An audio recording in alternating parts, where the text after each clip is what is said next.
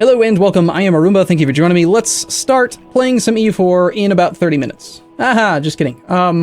So this is part 20 for YouTube. Just started the local recording and we're live on Twitch right now. Today is March 21st. I haven't used a computer in about 2 weeks. No, it feels like 2 weeks. It's more like 5 days, but it feels like 2 weeks. So I gotta remember how to play this game, and I'm gonna walk you guys through a little bit of the stuff that I did between sessions. I did play for a few minutes, but nothing major. We got Namtekor, 10 months, and Eversum. For a couple days if you're interested. Oh, is he? I had no idea. What's he down here for? I haven't seen him since New York. So if I'm not mistaken, I think it's been about 6-7 years, maybe even 8 years since the last session. A couple things have changed. I stole some land from some people. I fabricated a few claims. I think, did I? I don't recall. Could we finish the integration of India at the end of the last stream? I don't remember. Oh gosh, the riot count is getting high. 97 for the face cam. You know, people on YouTube don't really like this face cam, but you guys on Twitch, you're a lot more present and also persuasive at the moment. Or brah. Yay, you're back. D. D. Oh, I can't tell you how much I missed her saying that. D. Webcam or riot politely. All right. Well, I gotta tell you, I haven't shaved in a few days, and I'm a bit unkempt, considering it is 8 o'clock at night, and I was flying in an airplane today, so, you know, fun times, but there's a lot of people in Twitch chat now saying riot, so let's just bow to the horde. Okay, hello, welcome. I'm back. Hello. So here's what's changed. I was trying to get you guys up to date on what I've actually changed, and I forgot completely. I stole some more land from Ethiopia. I stole some land from Inaria, who I think is my protectorate right now, or he was at some point in the recent past. I think he may have actually stopped being my protectorate fairly recently. Yeah, I have no protectorates right now. I had Kanem-Borno as a protectorate.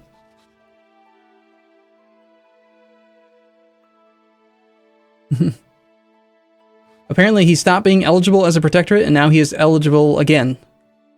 But his liberty desire was like 150, 200% something, because I stole a bunch of land from him, so I don't know if I should even try to set him up as a protectorate again. I suppose we could try. There's no harm in it, really.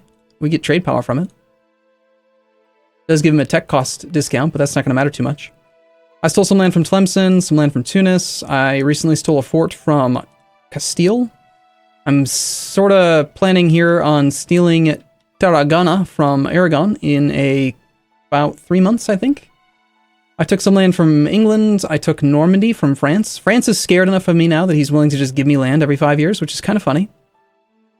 My plan here with Normandy was, it was the only province that I could actually fabricate on across the channel. So I fabricated Normandy. I took Normandy. I now have a claim on Calais. I'm going to take Calais as soon as my truce is up with him. Once I have Calais, I will be able to fabricate all the way over to Friesland, and then from Friesland, we're going to start trying to pick away at the Scandinavian region. So we're trying to spread out our aggressive expansion. We want to get as exposed to as many different culture groups and religious groups as possible, so that we don't end up getting too much aggressive expansion. His liberty desire will be 0 again, so you can abuse this to get more land for no AE. Awesome. Will it actually be 0 again? That's fantastic. I didn't know that. So, and here's the thing. I actually sort of stopped conquering as much because I realized that there's 2 things coming up that I'm really excited about having when it comes to monarch point efficiency. We're already kind of ahead of time on tech, so we do have to take we have to do something, right? I'm going to have to probably spend some diplo points on something. I'm not really sure what yet. I don't want to spend it on development. And at the same time, I kind of want to wait, and I'll explain why in just a moment. Actually, I'll explain it right now. In 3 administrative techs, we get another level of administrative efficiency, which is going to make a huge difference in the overall cost we spend for diplomatic annexation and coring directly.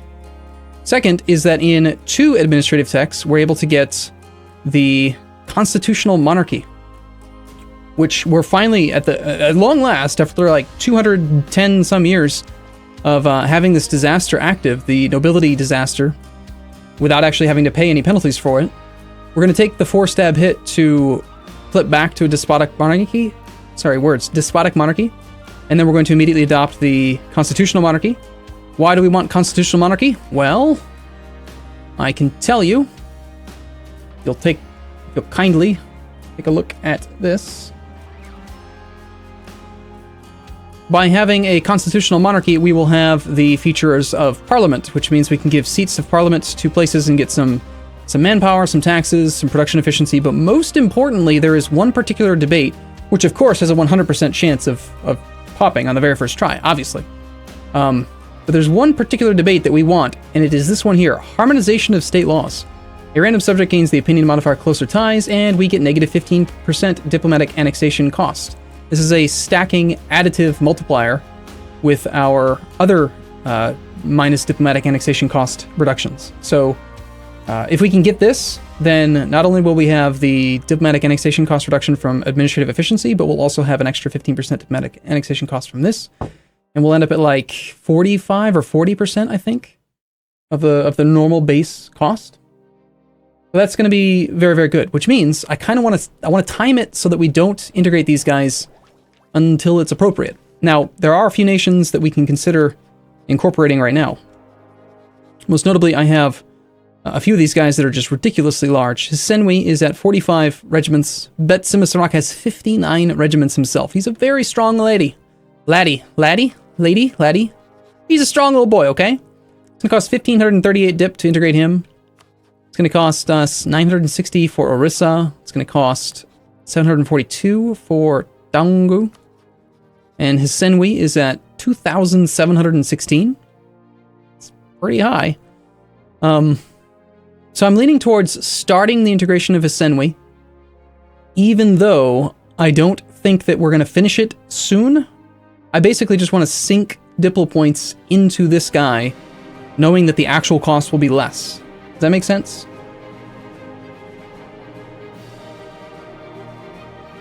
Doesn't that say that you need to be a republic?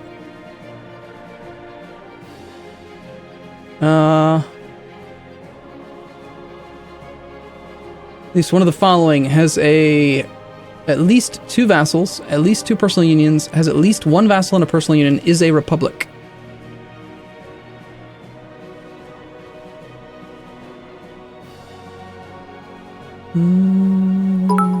You're right, it does, but... How was Obaka Manduda Bro? I see. How was your vacation, man dude bro? It was really good. That's a great point. I'm glad that you pointed that out. I'm glad that I got back from my vacation, but it was good. It was a good break. You are right. We do need to be a republic. So we would have to be a constitutional republic, right? In order to both be a republic and have access to parliament, we'd have to be a constitutional republic. Right now, our government type is a monarchy. So well, technically it's a noble republic, but that doesn't count. We can't change away from this type. And when we stop being a noble republic, we have to flip back to a despotic monarchy. So how would we become a republic?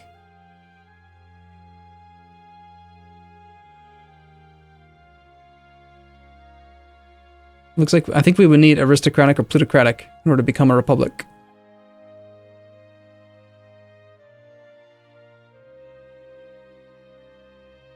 Tanned Arumba. Am I actually tan? I don't know.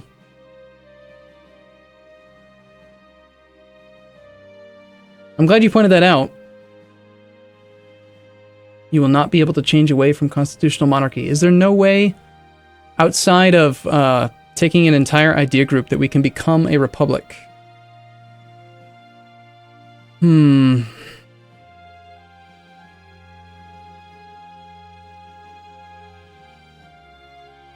That does throw a kink into my plan here.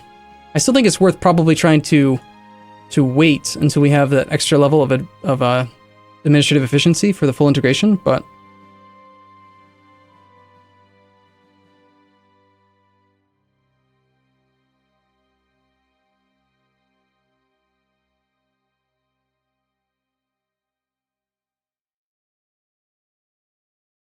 interesting.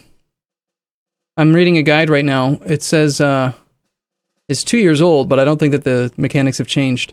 Becoming a republic outside of Europe is pretty hard. However, if you don't mind being thrown out on your ass by smelly rebels, it can be done pretty easy. Take either religious or aristocratic ideas.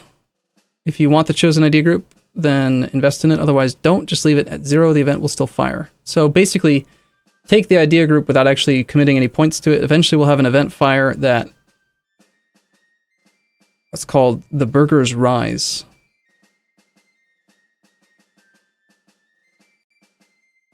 The Burger's Rise or Liberal Backlash. They're a random religious event and or aristocratic ideas event that would allow us to become a republic. I wonder how important that would be.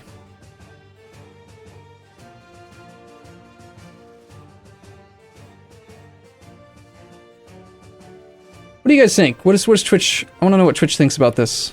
Oh, that's right. I had recently at one point learned how to do straw polls. So we're going to say... Crap, totally forgot. Nope, don't remember how to do it. 1 second. Nightbot. Straw poll commands. I'm totally going to learn. Poll. New.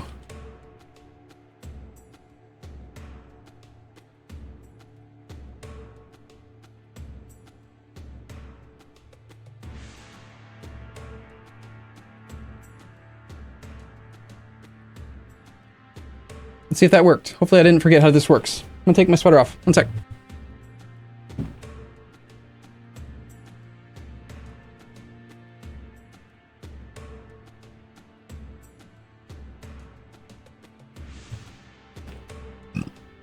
Republics do get very good monarch point generation, and with the fact that you can now sink military points in to basically buy Republican tradition. I saw a post on Reddit that talked about how basically you can get more monarch points overall per month with republics now than you can with monarchies, even though you have disinherit heir, and you also don't have to take the prestige hit from disinherit heir or roll the dice. You know, you just always have better.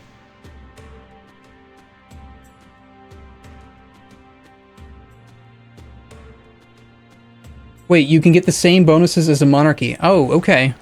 I'm glad that you pointed that out. So there's apparently, there's just another event?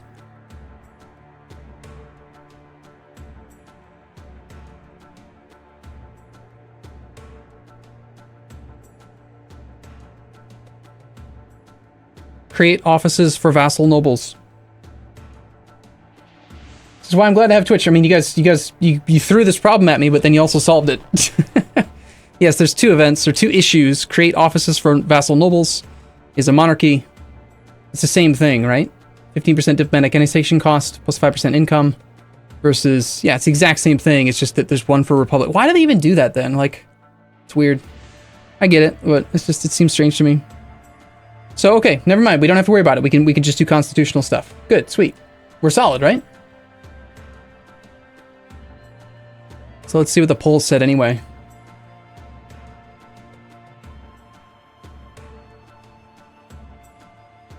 Wow, 51 to 49%.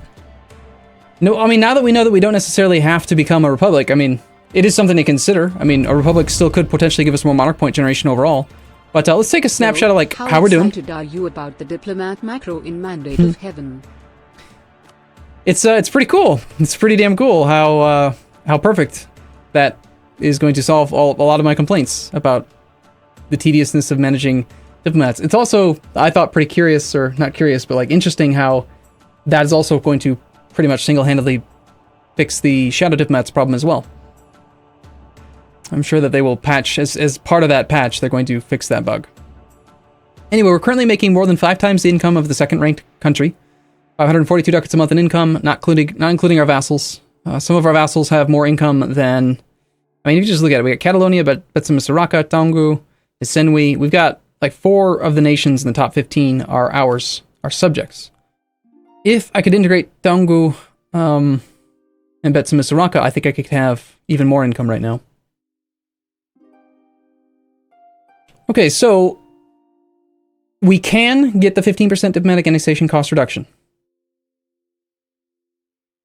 The question is, do we sink points into Hisenwi with the intent being to save as many monarch points overall as possible and basically get very little diplomatic expansion done over the next, say, 30 years? Or, but again, get like a really good discount on our points. Or do we instead just try to integrate one of the smaller guys so that we can expand faster elsewhere? If I integrate, like, say, Orissa right now, or Taungu, then we could afford to knock that out with the current points that we have, not to mention the generation that we have. It wouldn't be as efficient as if we waited for the Constitutional Monarchy and diplomatic annexation cost reduction from administrative efficiency, but it would open up a relationship slot sooner. It would allow me to maximize income by... I mean, right now, if you look at Tonga, this little bastard here, he is snaking 25 ducats a month in income from me that would otherwise be in my node, which is where I'm collecting right now. Because he's got all these estuaries. I gave him, like, most of this land here. Gringy Banjo, thank you for your subscription.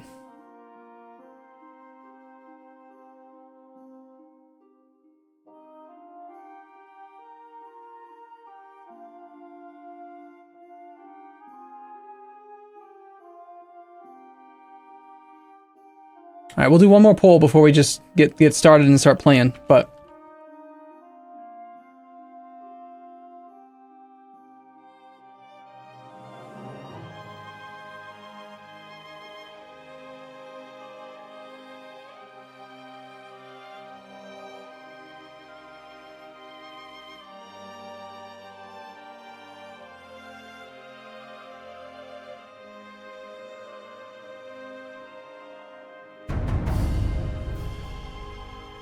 All right, we got one more straw poll if you guys don't mind.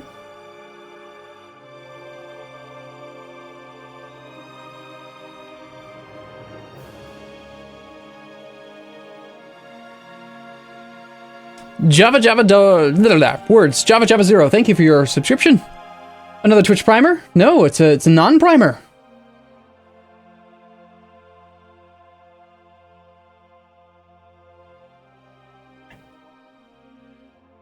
I'm pretty sure that there are no aristocratic policies. There's only one policy that I'm aware of that allows you to reduce diplomatic annexation costs, and that is the one that we already have access to. It's actually currently active right now from when I integrated whatever this guy's name was. I've already forgotten. It's not important. We have Vassal Integration Act currently enabled right now. All right, so it's about 2/3 to 1/3. Annex the little guy now. Okay. I think that's fair. So potential nations that we can integrate right now are Bitsumisaraka, Taungu, Orissa, Isenwi. Those are the 4 that I could potentially integrate right now. These 2 are currently marches, and I don't really want to integrate them right now anyway, because I'm not ready to move into Europe. Bitsumisaraka is pretty expensive, I believe, to integrate. They are currently at 1538. So really, the best 2 targets would be Orissa at 960 points, or Taungu at 742.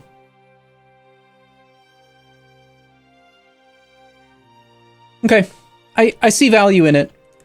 Part of me really wants to min-max the monarch points and just wait until I have all the right modifiers, but another part of me wants to get a new subject, you know? Like, I could really go for a subject, I don't know, in the Ottomans, like release Byzantium or something, you know? Or actually, you know what would be great is, I already have this claim on the Ottomans.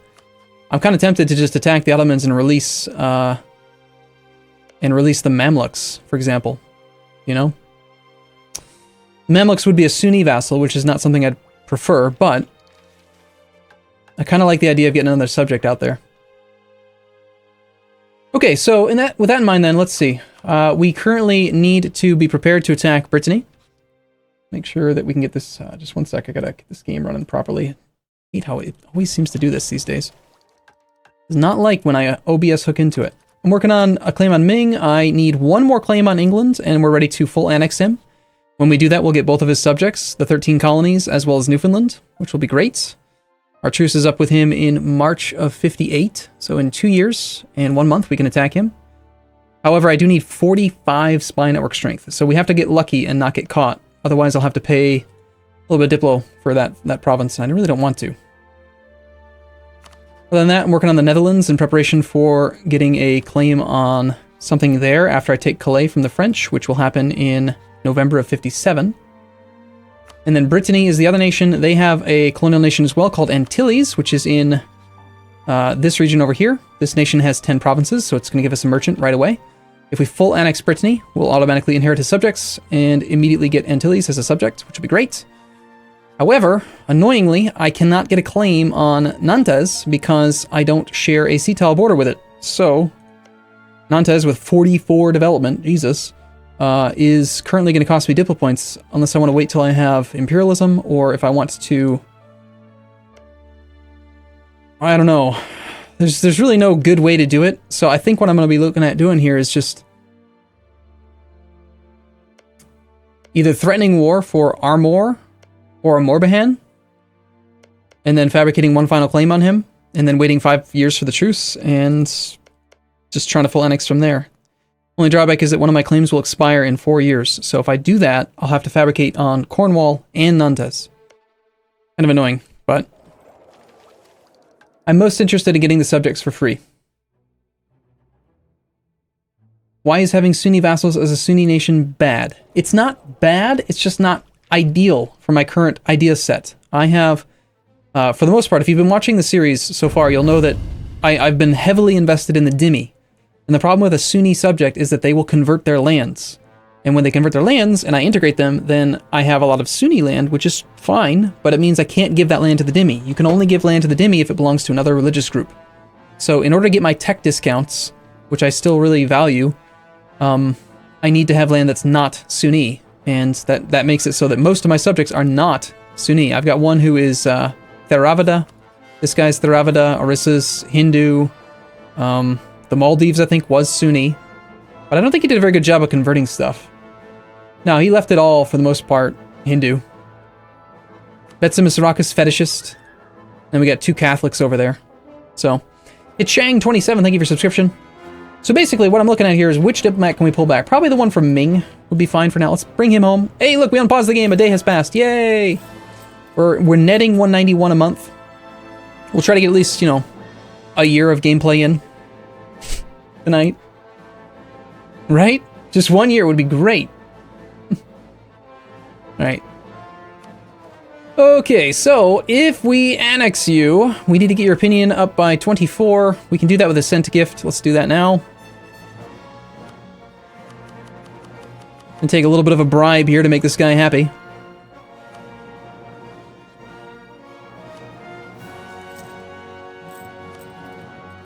And in 1 month, then we can integrate him. Our truce with Scotland has expired. Ayutthaya and Bengal.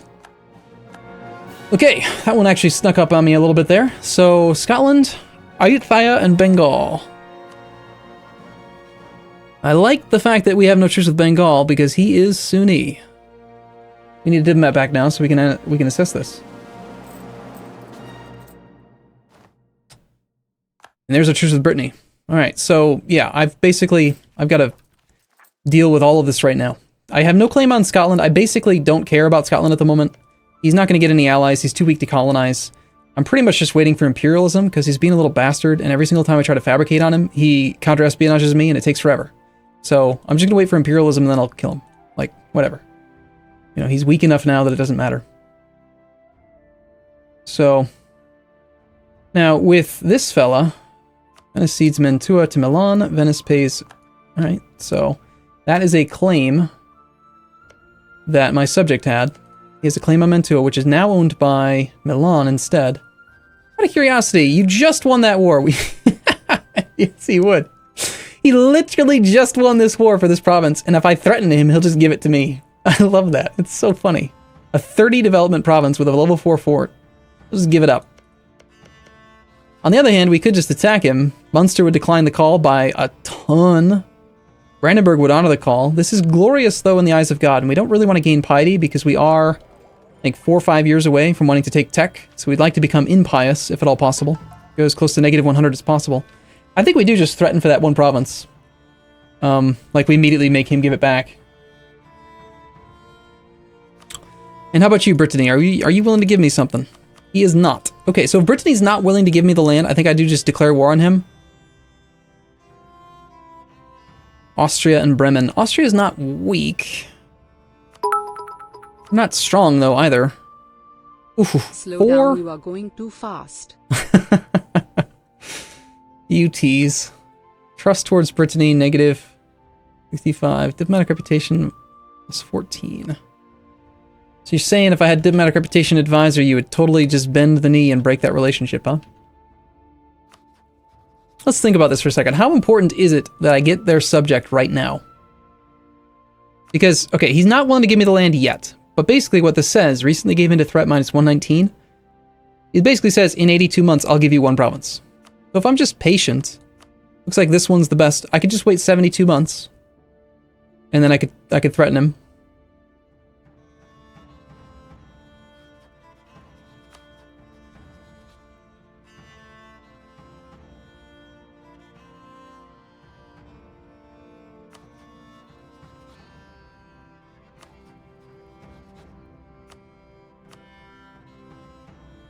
I really would like that to succeed. Is there any modifier to my diplomatic reputation that's bad that's going to go away?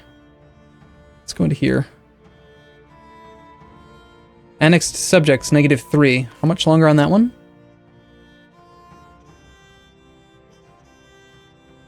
Expires 1 January 1662. So that's like 6 years away.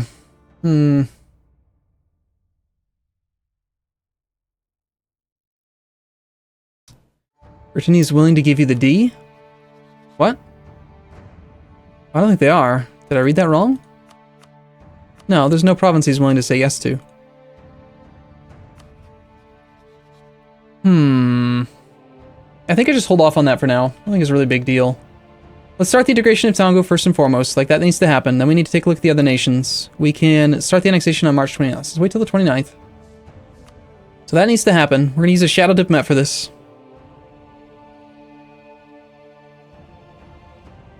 So let's do this. We're going to go integrate Donggu.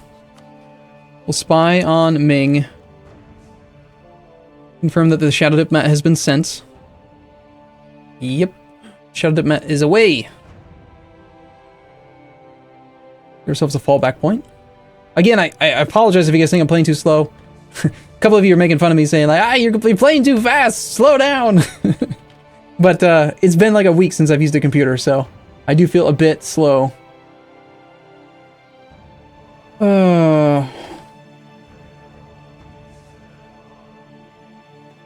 How long is it projecting that's going to take, by the way? 1665. 10 years. That's not too bad. Check for the war with Bengal. Yes. Well, we do need to get a diplomat back. I think that starting the integration of Tonga is more important than anything else. I like the idea of maybe trying to get a... I'm going to spend a little bit of money here. And we're going to cycle some of these advisors. Intensifies. And hope that we get a diplomatic reputation advisor. Because if I can force Austria to break that alliance, then I can just be done with it like right away. So we'll keep firing diplomats until we get offered one that we like. We have Resub, Blizzroth, Twitch Prime. By the way, I read 2 books. No, that's not true. I read 4 books. I read 4 books on my vacation. Red Rising is a really good book. And as is the second book. I'm starting the 3rd book probably later tonight.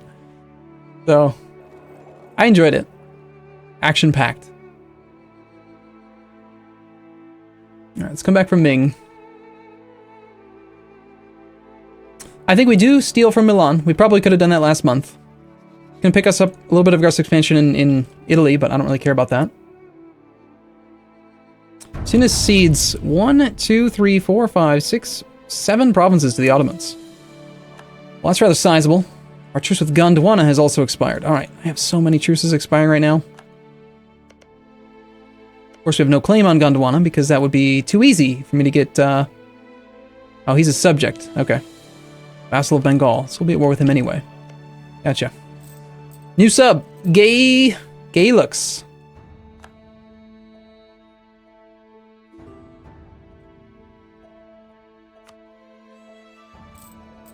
Do I need this to keep you happy? I actually kind of do. You stop being loyal, though. She's probably just going to turn around and break it anyway. I'm going to decline it. I want to take the legitimacy hit just for him to turn around and break it, because he's already above 50%. Okay, that's some lovely attrition you're suffering there, Gujarat. So if we were to attack you, it's a crime against Allah. There's a post on the subreddit talking about why it is negative 33 versus negative 16, and it does seem to be that the negative 33 is if I attack a Sunni and I have no personal claim. It's not my claim. The reason why sometimes it's negative 33 is that that's when I declare using my subject's claim, which somehow is totally different, right? And so if I attack using Orissa's claims, I can get negative 33 piety. Mao would currently dishonor the call. Our truce with him is offset by 2 years anyway.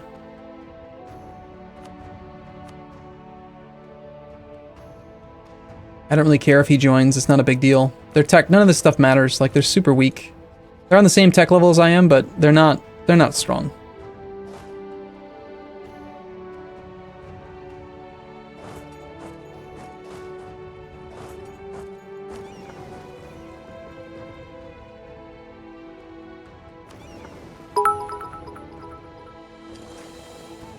Hi. Hi. How are you? All right. All right, there was a number of nations we need to check on, right? We had like 4 nations that we lost our truces with. One of them was Scotland. And apparently we do have a CB on him. We've got colonialism we could use if we wanted to attack Scotland, but that would still cost me Diplo points for his mainland holdings. So where is he colonizing right now? Pensacola. I didn't think he could reach them anymore, but he is. Oh, look at that. He's trying to form a new colonial nation down here. How cute. Whatever. Maybe he forms another one for me. That'd be fine. Okay. Meanwhile, what about, did he move his cap? Where is his capital? It is in England. Okay. Or sorry, in Europe.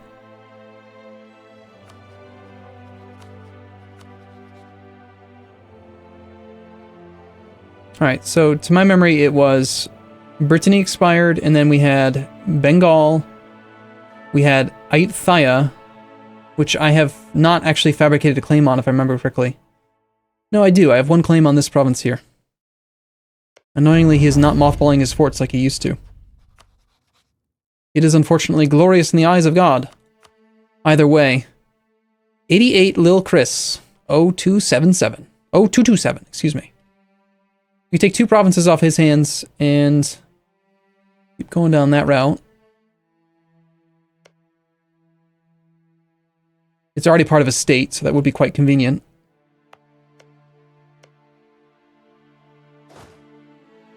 Kind of like the idea of that. Definitely like the idea of attacking Bengal. Let's check to see if we... We're gonna wait. I'm gonna allow this diplomat to do nothing for a couple days. We'll lose a little bit of spy network on Ming. Just want to see if there's any chance we get a diplomatic reputation guy. Okay. Here's what I'm thinking. Looking at Austria. Austria is currently, I think, -4 reasons away. Yeah, -4 reasons. Diplomatic reputation's plus 14 reasons for it. My current diplomatic reputation is 5. And so my theory is that each diplomatic reputation is worth 3 reasons. Right? Let's assume that this is rounding down to the nearest integer. So if it was at 5 diplomatic reputation, that would take us to 15 reasons. But because it's not quite at 5, it's rounding down to 14 reasons. So if I hire a diplomatic reputation guy, we're going to gain 3 reasons, which is actually still not enough, is it? Damn. However,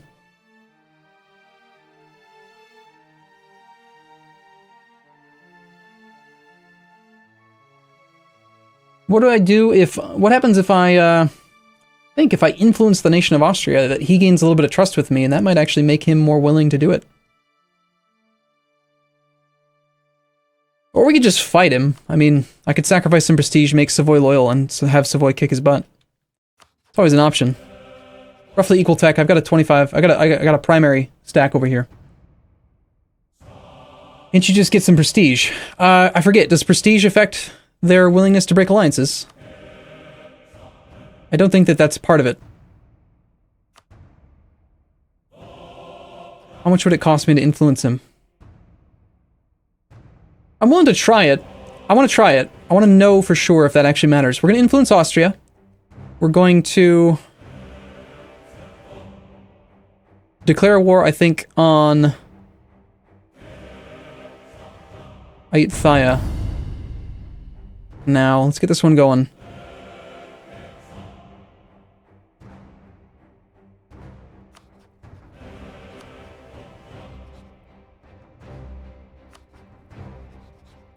So we influence Austria. We declare war on Ayutthaya, citing our subjects' claim, and we go back to fabricating on Ming.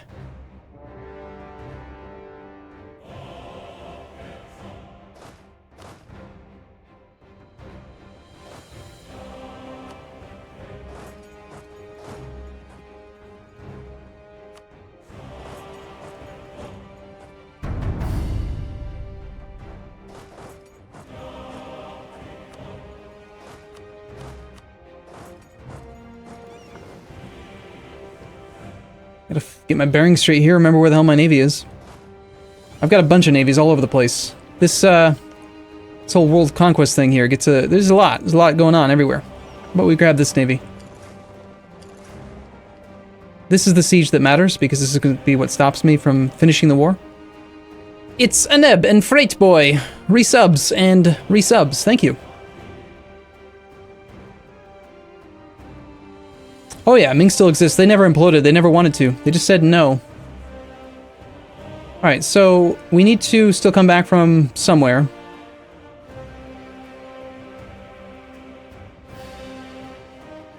Gonna have to come back from Ming again. How dare you kill my transport?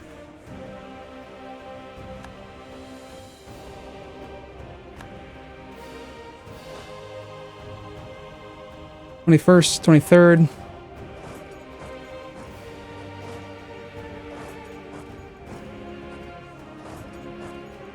We'll sync them up so they both arrive together.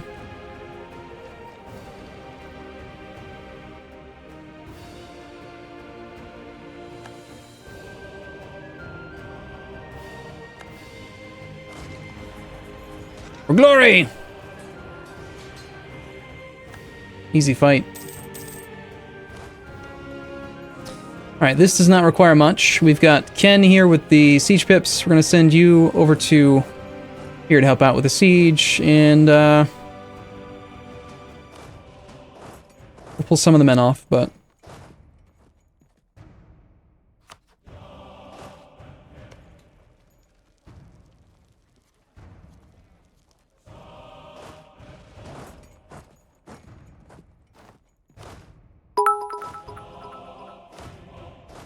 Apparently he has some sort of increased garrison size. Interact with new expansions. Will it affect this TTM run? Well, with the new expansion, what I'll have to do is one of two things. Either wrap this campaign up before the expansion goes live, or I'll have to roll back every time I want to play this campaign. You can roll back to a previous version of the game, and so long as you don't load the save in the new version of the game, your save file won't get corrupt. You just have to remember always load it in the right version of the game, and you can still earn the achievement. Yes. Okay, so let's go take a look at Austria now to see if that trust interaction is different. Break alliance with Brittany. He actually will accept. Look at that, trust towards Ryukyu. 5 reasons. So basically I just converted 400 ducats into just stop being friends with that guy. That's fantastic. Which means that I can break an alliance with him, and then I could just go and attack this guy. Which means...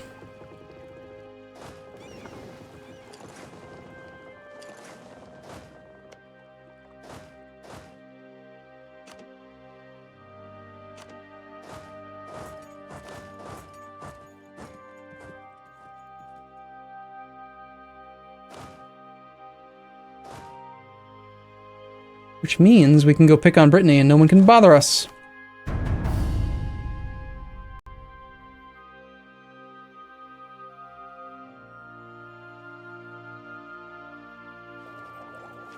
In before the tooltip lies? Why do you think that he won't lie? Why do you think that it lies? Aimon Fires, Zachman0010. Thank you for your subs, man. Man. Appreciate it. Alright, well, I don't want to keep on wasting my spy network strength against Ming by letting it decay, so, let's see, what am I waiting for here?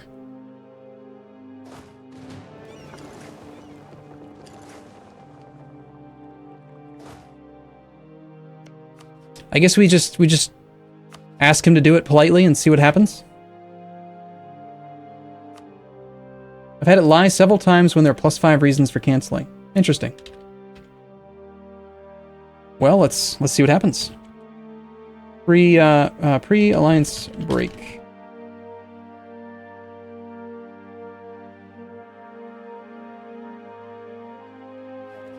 All right, so we're going to go to Austria. We're going to say, I want you to break your alliance with Brittany. And then we're going to go to Ming, and we're going to spy on Ming. We'll wait one day. Austria has refused. Yeah, the interface does lie. You're right. So...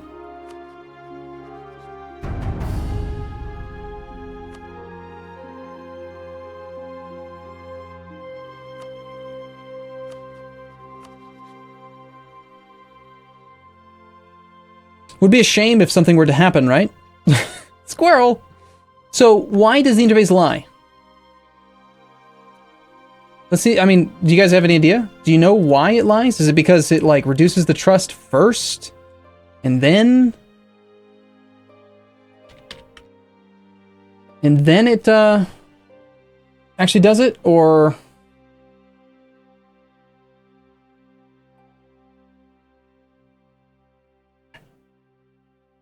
EM Setter, thank you for subscription. I mean, that is pretty frustrating. You know, when the interface says it's going to do one thing that does a completely different thing. That's just dumb. But why? You get the trust hit from breaking alliance before it calculates. And how much was the trust hit? Was it 5 or 10? Because we were at 45 trust. Before I sent the offer, we were at 55. So I thought that it was only -5.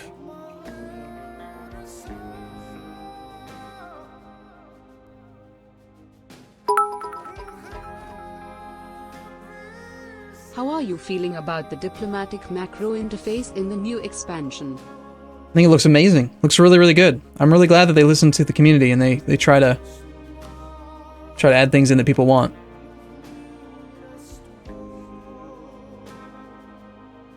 Now here's what one of the things I find curious about this is that it says here, this will create a truce with us as well as lower the trust of us by 5. We currently have 55, but after I sent it, they were at 45. So where did the extra 5 trust come from? Is that the problem? Is it that it's taking an extra 5 trust? And that's why it's miscalculating?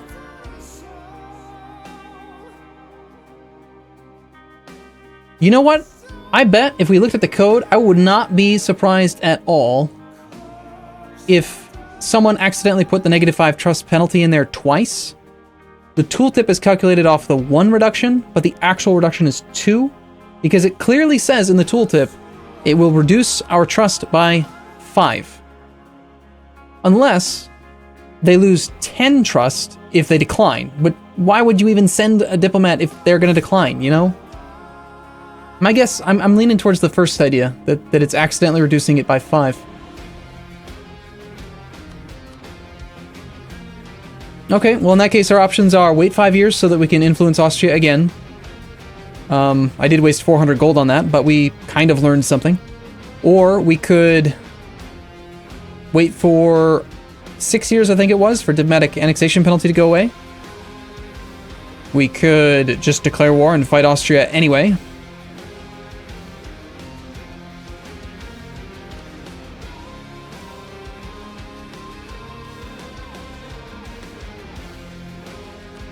Oh, right. I totally forgot that we were going to threaten from Milan as well. Shoot. Can't do that while we're at war. Well, we need to make this war with Ayutthaya very, very quick then. Okay, well, it is what it is, you know.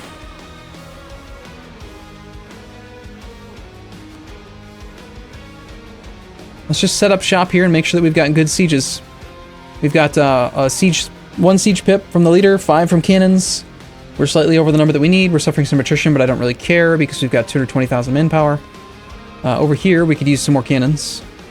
Here, we've got a good number.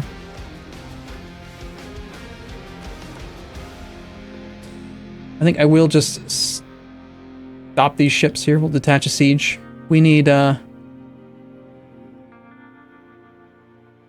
our truce is up with Songhai. We need 20 sail speed.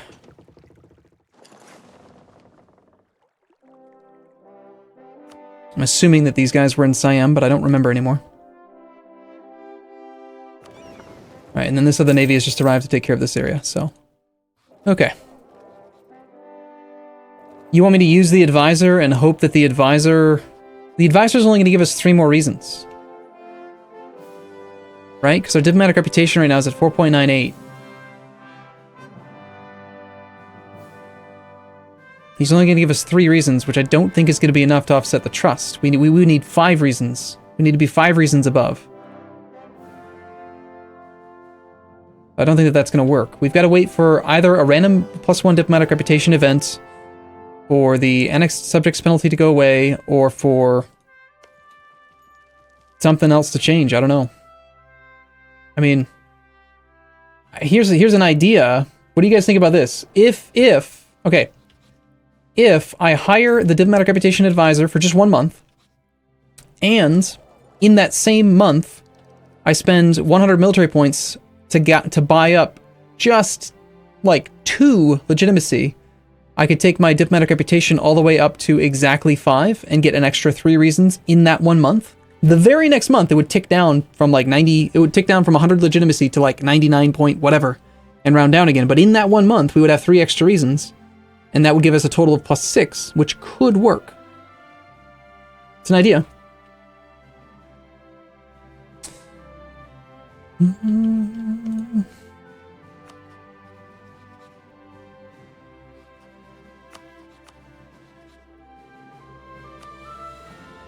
I do want to attack some of these negative piety wars soon.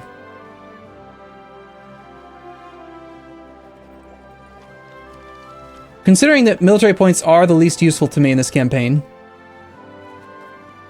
I'm kind of tempted to do it, honestly. Yeah, I'm leaning towards just doing it. Let's see. I need to have a diplomat free.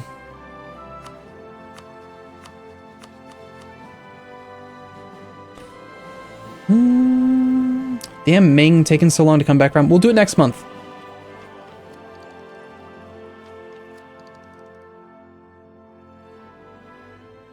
We also can't end this war when we send it, because any overextension will screw up that math.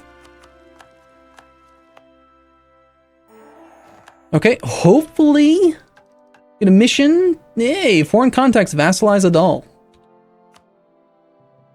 Alright, now you might think that that's a horrible mission because we're already over the relationship limit. And it also is a horrible mission because we have a truce forever.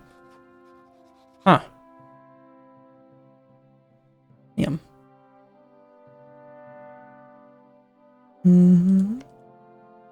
It is a horrible mission. It's not a real option. Damn. Alright, we're gonna wait for this diplomat to come home. Mali has declared war on Songhai. Molten cedes a lot of land to Persia. Alright. You got a big chunk of molten. Wow. That molten is looking pretty good as a subject, potentially. You would accept vassalization right now, even though I'm... Look at this. Even though I'm far away, you would just be like, alright, sure, sounds good. I'll be your friend. Sounds great. This is why we need to free up more relationship slots. So, okay.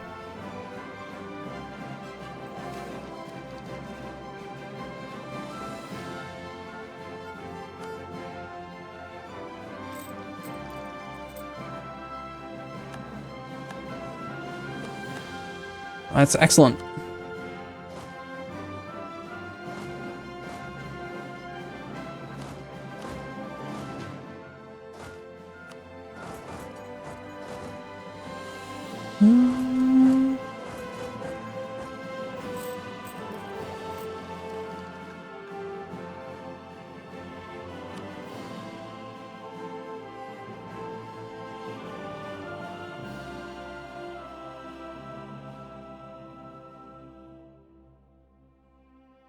Okay.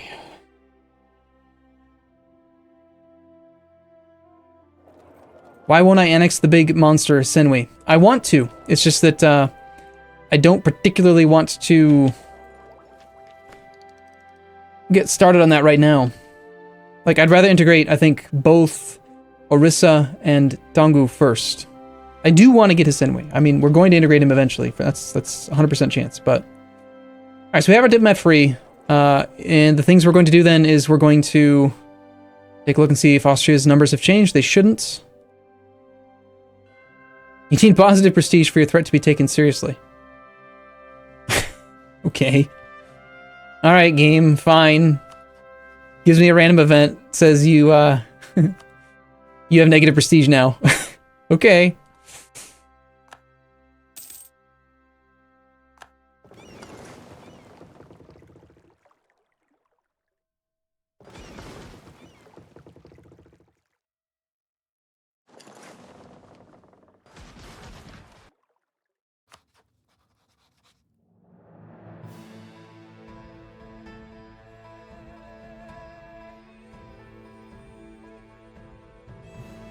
I don't really care about this naval battle.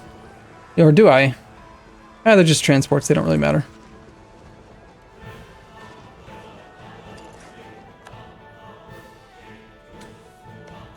Okay, what are we looking for?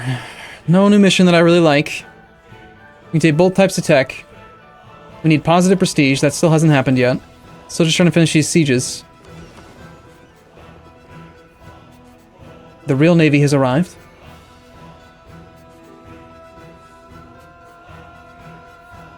Okay, there was someone who I just lost my truce with. It was Korchin, and I have a claim on him.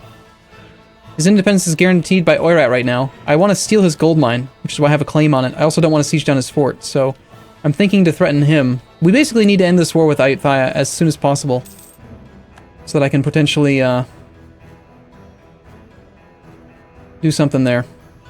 Alright, do we have positive prestige yet? Currently at negative 0.79. Excellent. That's where I want to be. Well, in that case, until we finish this siege, we really can't do anything. So just win one of these sieges, please. Just take 7%. No? Damn.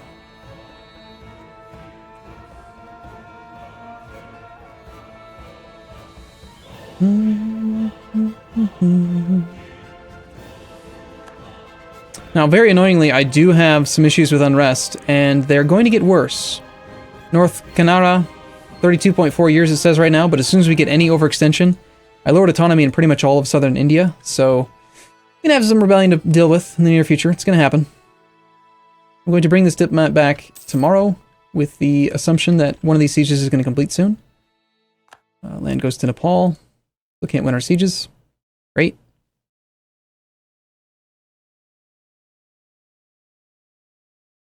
All right, come on, win this 49% so that I can end this. Will that even make a difference? Probably not. Of course not. Of course we're not going to get the siege. Why would we get the siege? It's crazy talk.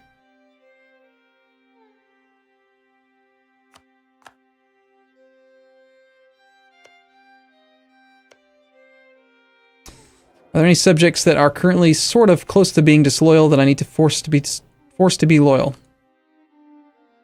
I also have low funds. Sinui's having some serious financial issues. Wow. A lot of corruption. Yeah, looks like you get to pay for it, buddy. I'm assuming that he also has some debt already. No, they don't have any debt yet. Interesting. Okay. Actually, that we could kill his navy. He's been stealing some of my trade value. Thanks for being Coyote! awesome. Coyote891, thank you for being awesome. Alright, so come home from Ming again.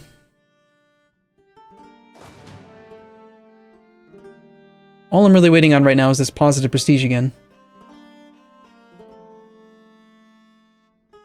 I didn't kill very many ships, that's rather surprising.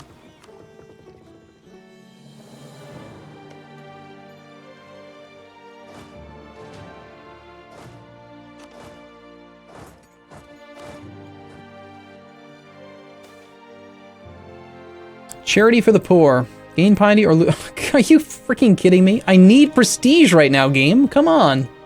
I'm not clicking this button. I just need the tiniest little bit.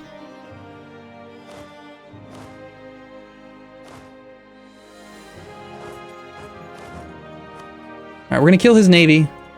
We're gonna get a little bit of prestige from that battle. We're gonna let the monthly tick happen. We're not gonna click this event yet because if I take any overextension, my plan won't work. We need to hopefully kill his entire navy. Come back from Ming for like the 18th time. These ships are going to come out here and protect trade in Siam right now and just path right through that. Hopefully kill all of his fleet. We are currently at 0.00. What do you guys think? Do you think that 0.00 is positive? You think that that counts? All right, there we go. There goes all of his light fleet. It's excellent.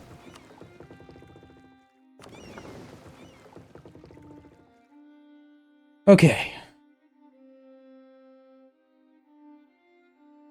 So, while we have positive prestige, Austria, will you take my threat seriously?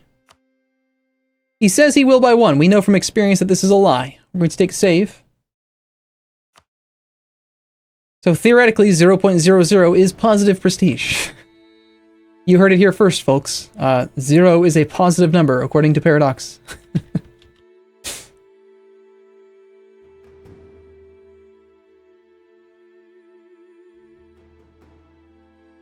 They've decided. Okay, so we're going to hire our advisor. We're going to throw away 100 monarch points, basically, to force our legitimacy all the way up to 100 for this 1 month. First up, let's just confirm that that updated right away and that we now have better reasons. Yes, it did update right away, so we're at 4 reasons now. Strengthen the government. We will then go check it out again, and he should be at 5. 5 is kind of not as much as I thought it would be. Is that enough? I mean, technically, it's maybe work. Let's try it. We're gonna leave that open, and we're gonna go over here, and we're gonna wait till January 31st to do this.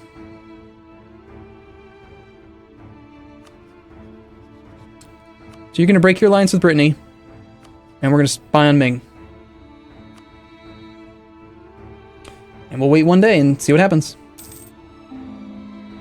He refused it again. What number do I need for you to actually do as you say you'll do?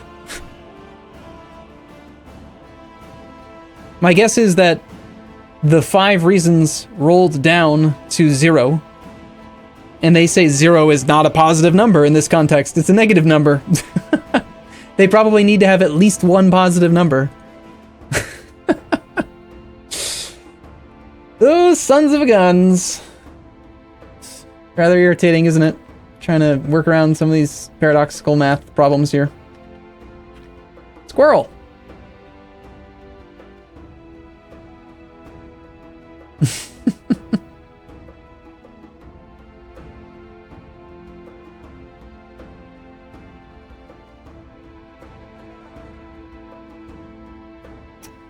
Ah, you are right. You are right. The month ticked over. Maybe that is what happened. Maybe the month ticked over, which took my legitimacy down to 99.999, which somehow, you know, reduces my reasons by 1. Let's try it. We'll try it one more time and see if that was the reason. Seems plausible to me. Even then, I think that if the 5 reasons, if the trust hit is being calculated first, which is stupid, then it could just be that the 0 is still negative.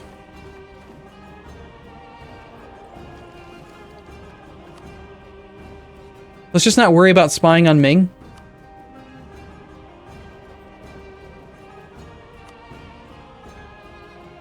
For this 1 month, I think it's fine.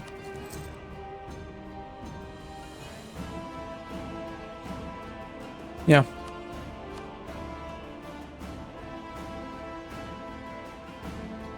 Let's try it.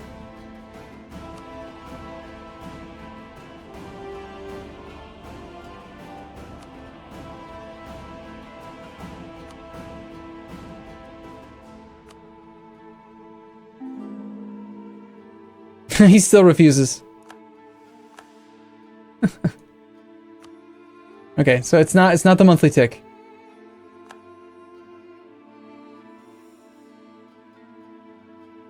So what are our options then moving forward? Well, we know that basically, I think I have to wait for either the annexed subjects penalty go away, or a event to raise my Diplo rep, or we just fight Austria, which is sounding rather appealing to me right now.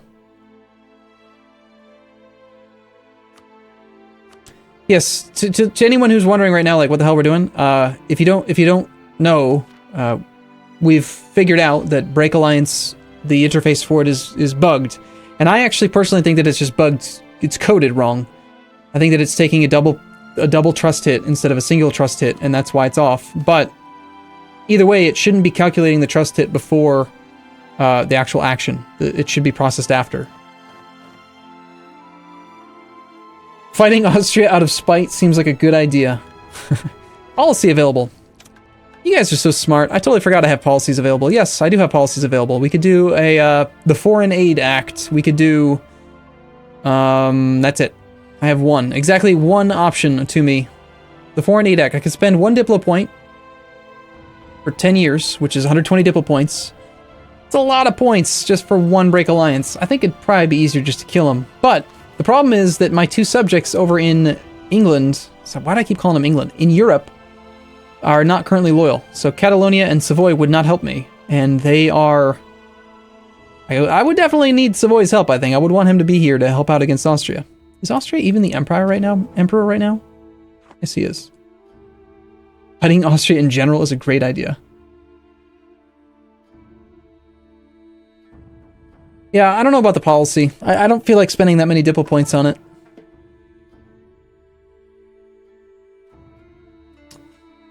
So...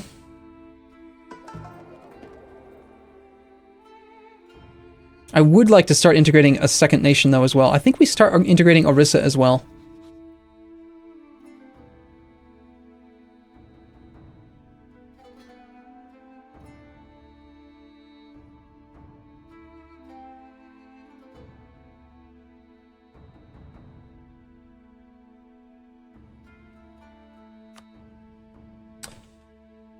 Okay, so we're giving up on the Break Alliance request with Austria.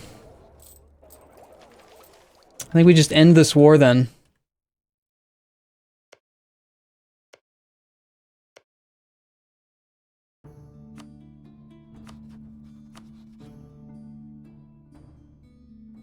I could just pay some extra dip right now to make this guy go away and stop bothering me. It is rather annoying how much money he's been stealing from my trade. He keeps on building light ships, which is irritating. But I also feel like long term, I'm going to regret having spent 45 dip or even 30 dip when I'm so close to having the Imperialism CB, and I literally have most of the planet to integrate. So I think that prudence is key here.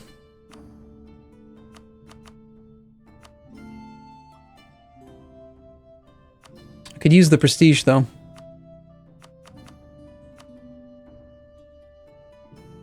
Tell you what, I'll even take a transfer trade power just to force him into not being a nuisance anymore.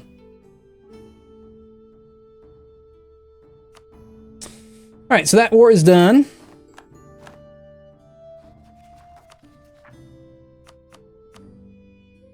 We're currently at peace, which means we should have new missions. We should rely more on trade income.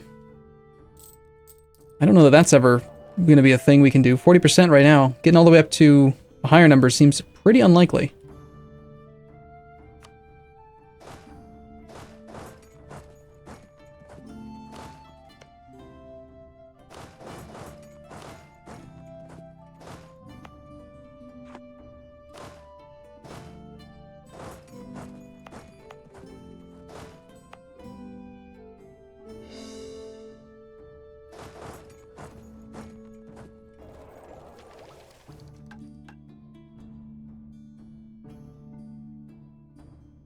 What's your plan for dismantling the Ottomans?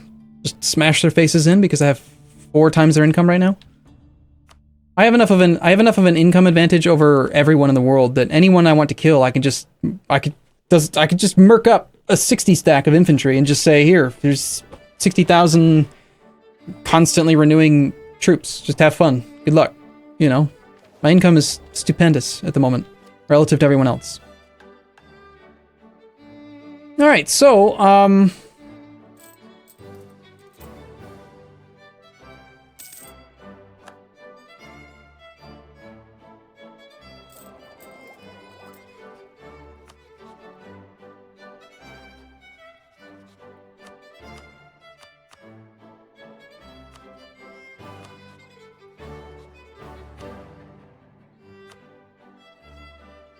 Aragon is ready to give up a province.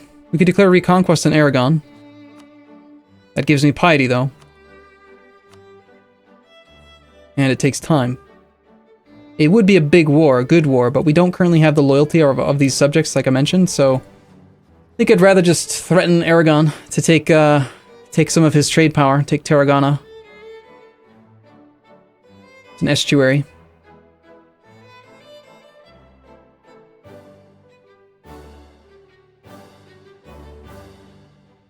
No, transfer trade power does not take up a diplomatic relationship slot anymore. It used to.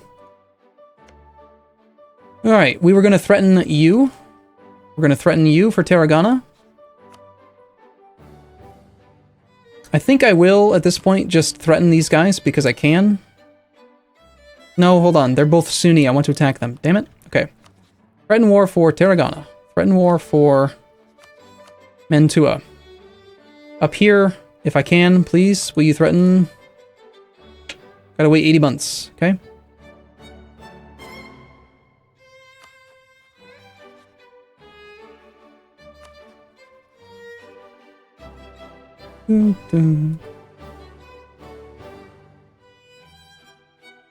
Interesting.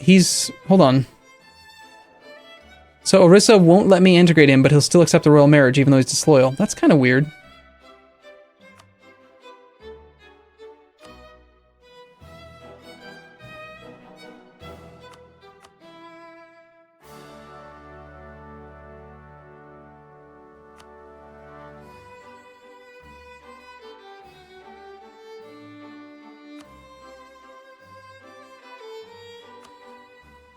One more time. Threaten war for Tarragona. Threaten war for Mantua. Integrate Orissa. And we were going to go do counter-espionage in Hisenwi. We now have 2 shadow diplomats integrating. 7 per month on each. Which means we're no longer gaining points, which means this is no longer a problem, which is great. Here, we're gaining 7 per month and we're at, like, 16, 17, or whatever it is below the point cap, so that's bad. But it's just military points, so whatever. Ooh, let's see. Wait a day. Double acceptance from those 2. Thank you, Catholics. We appreciate your kind donation to the Ryukyuan peoples. So Tarragona, an estuary, is now owned by our subject. And that hard-fought province is now ours as well. So, with a level 4 fort and everything. 30 development. How does aggressive expansion look? Totally fine. No one cares about what the Ryukyuans do. That's funny.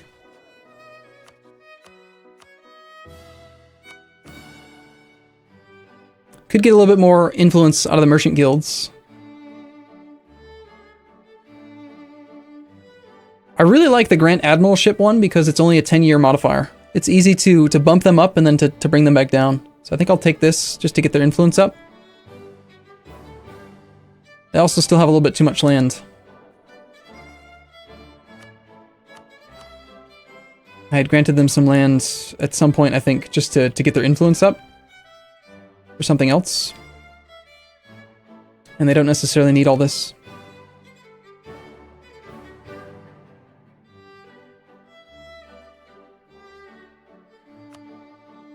Actually, those are all estuaries. Wow. What about these ones in here?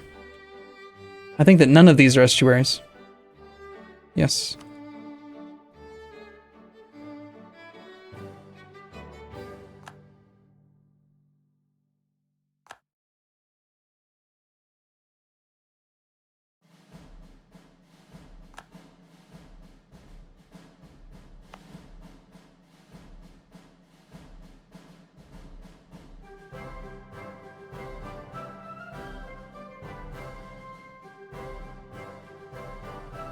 Pretty sure that this province is never going to cause me any issues, even when we get overextended.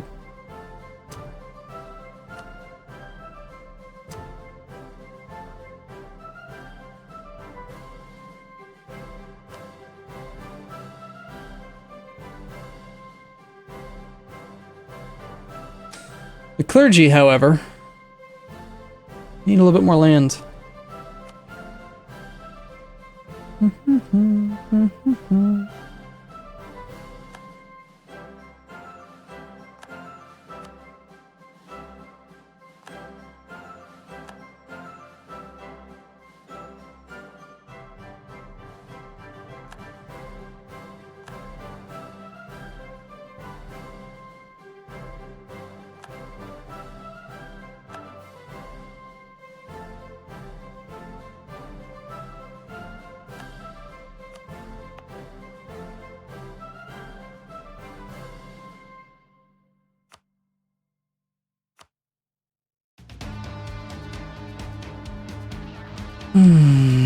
Okay. That all looks pretty good to me.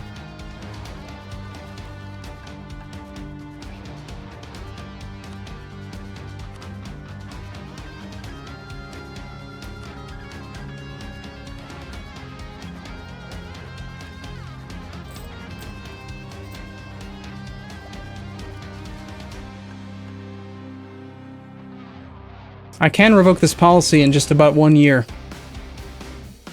And I could turn it on again later, which I think I should do. I gotta remember to do that. I need the admin points right now. Okay. I just did estate interactions, which I hate having to duplicate, so I'm gonna take a backup save here. 857, 02, 06.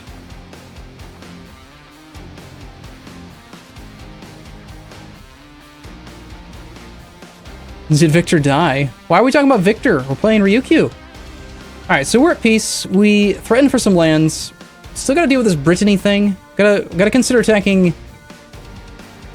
a lot of people, basically. I need to get my piety negative again. I don't think this army actually needs to be in here anymore. Because at one point I was thinking to attack that area, and I don't seem to actually be doing any of that. Massive supply in these provinces. Let's send this army down to there. Let's bring this navy all the way down to here for now as well. And we're waiting, I think, on a diplomat now. I want to act on this Brittany thing. I want to get that done. Get that truce counting.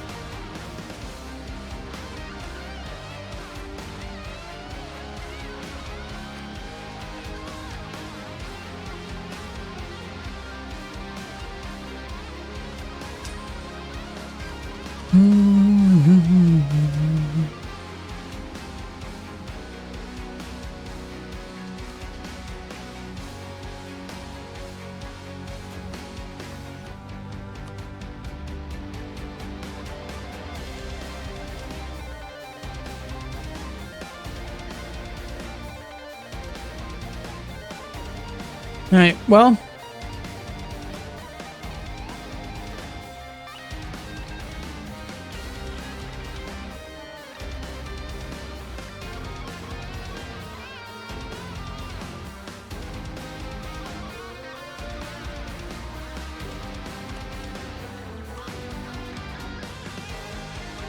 I think we need to get an army down here into this area, attack Mali and Songhai. Someone had mentioned that the Protectorate thing would be reset, so I'm kind of tempted to send an offer that way as well.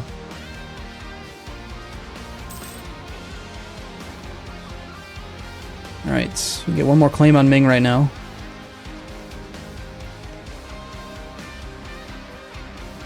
Would prefer Coastal Province if I could. Wuding is 11.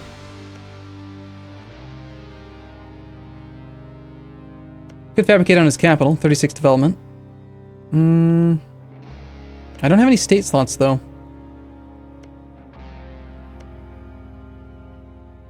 Looks like the best coastal province is either the 11, the 8, or down here, the 14. I guess we'll take the 14 down here. This is already part of a state. Pook149, thank you for your subscription. We now have more than enough to spy on the Netherlands, but we have to wait for our truce with France so that we can steal from him. My subject has plenty of claims on Ming as well. Truces. We've got a truce expiring with Tlemcen in November of 57, so toward the end of this year. Hassa, France, a bunch of that stuff's coming due.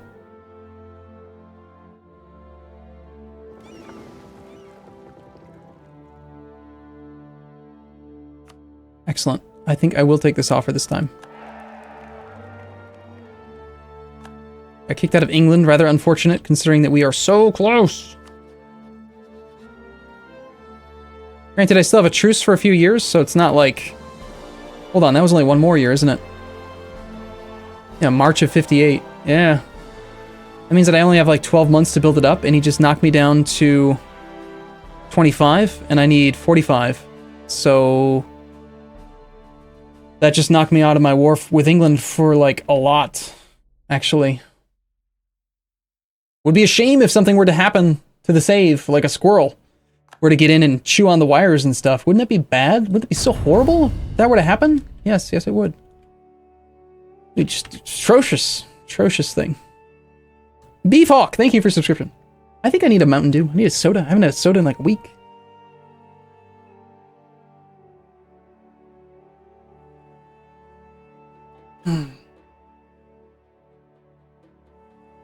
Any more Factorio things with Stegio in the works?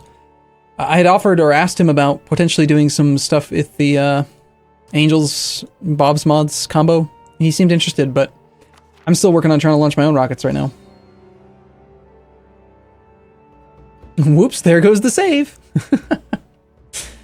Weird.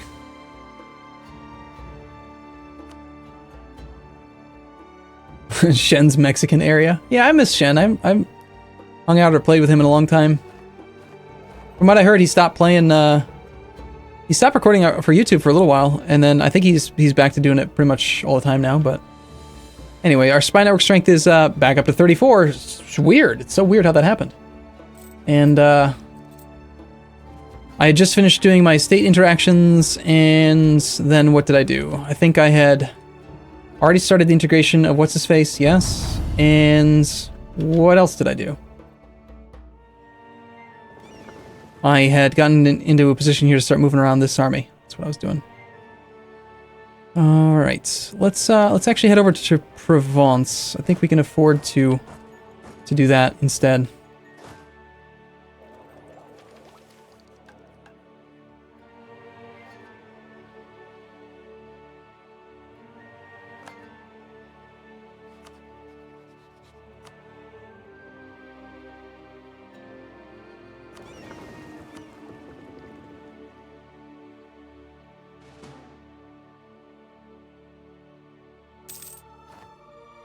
Cloth and dyes are more expensive now. That's interesting.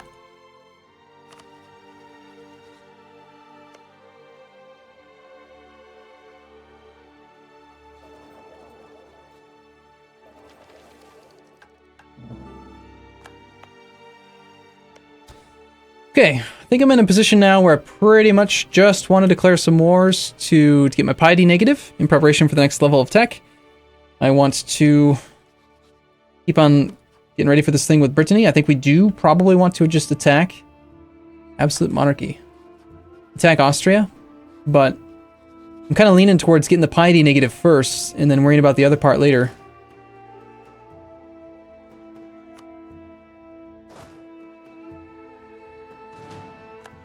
Just lost a general. It's rather unfortunate.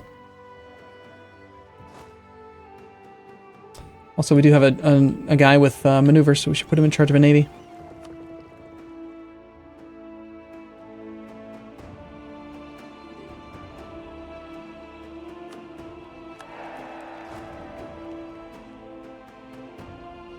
Got 3 pretty powerful subjects who are currently disloyal. Batsima Soraka with 65 regiments. Crazy bastard. He's too much trade income right now. Okay, so, let's see. Got claims galore on these guys. 2 truces there. Truce with you is up very soon. Just not too keen on fighting Austria. I feel like it's not worth the risk. Not worth the time, you know?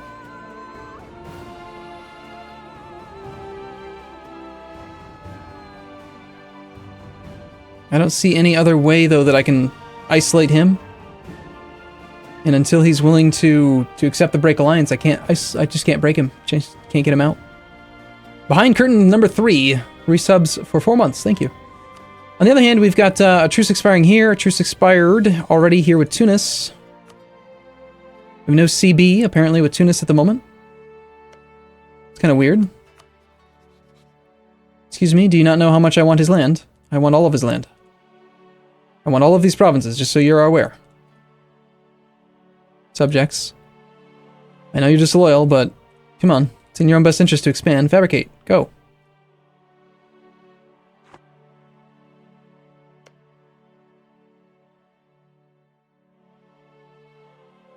Nothing to be done up that way. If I attack Mali, I end up at war with Tlemcen. Not a problem, really, but not ideal. Kong dishonors the call. Crime against Allah. Songhai is pretty easy. We don't really want the land particularly, but the negative piety would be nice. Unfortunately, he does have that fort that's online. You know, for negative 16 piety, I think it's probably better just to just threaten war. Just take the land. Just start the land. You know, just be done with it. Just take both provinces right now.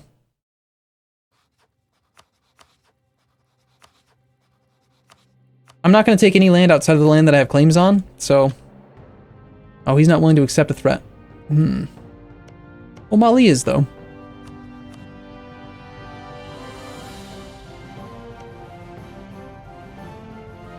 Right, and before I forget, I want to do the thing with Kanemborno. I want to make him into a protectorate.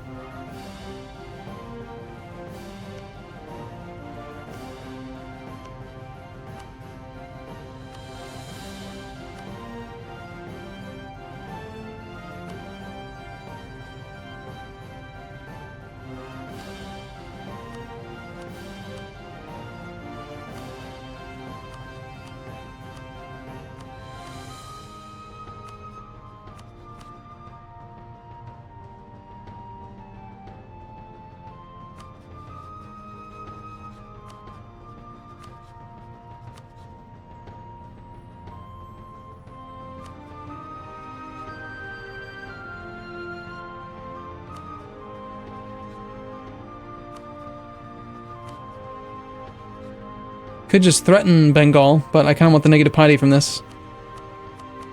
No, he won't accept anyway. Okay. Alright, so with this diplomat, we're going to threaten Mali. For Wolof, we're going to establish a protectorate in Kanemborno. We're going to...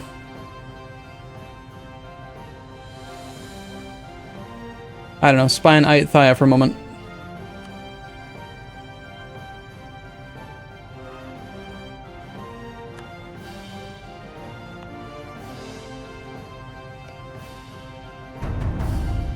So you are now my protectorate again, huh?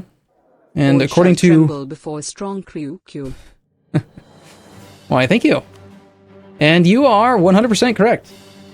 Protectorate, liberty desire from province defections and stuff is completely wiped. It's gone. I can just seize land all over again. Vassals get so large none of them can be integrated due to the stacked relative power modifier. No, I don't think so. Aim and fire. I can pretty much force them into liking me. Either I can engineer it via forcing them into debt by making them pay for a ton of forts, and then I can pay off their loans, which makes them loyal, or I can just infinitely placate. One of the advantages that Ryukyu has as a nation is they've got a lot of plus prestige. We've got prestige decay -1, positive +1 from Shuri Castle, so we trend towards a pretty high number. So we have a lot of prestige that we can sink into stuff. So now that Kanemborno is a subject again, and before he decides that he doesn't want to be a subject anymore, kind of tempted to take some more of his land.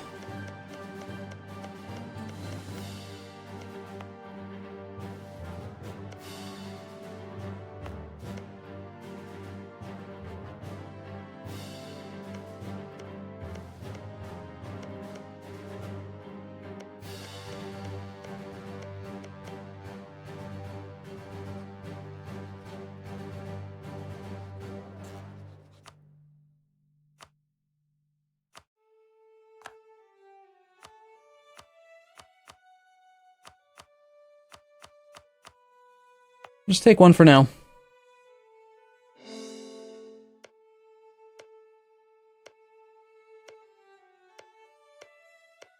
Nah, we'll take two.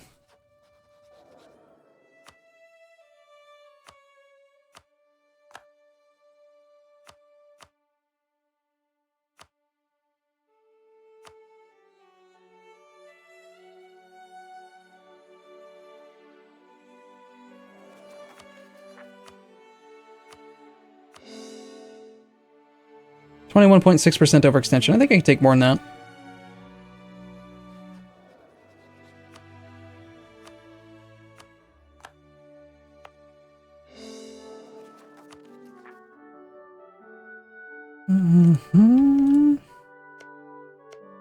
Let's just go nuts. We got the monarch points for it, right?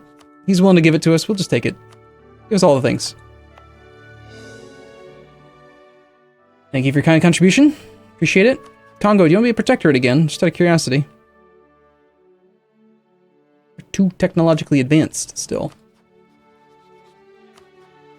I like this idea that they could toggle between being a valid target for it and then not being a valid target for it.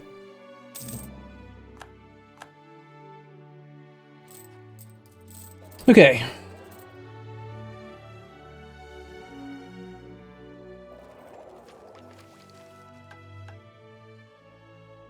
Okay, so we have a truce with Mutapa. We have no truce with Mombasa. Right now, unfortunately, again, Bitsum Soraka is no longer loyal. They're right up against it. I gotta get rid of a few more of these guys. Like, I'm okay with having subjects, and they can be very strong, but I'll admit that lately they've been kind of pissy. The whole fact that I'm running like 6 non-religion, not my religion subjects has made it difficult to keep them all happy. And I've also fed them stupendous amounts of land.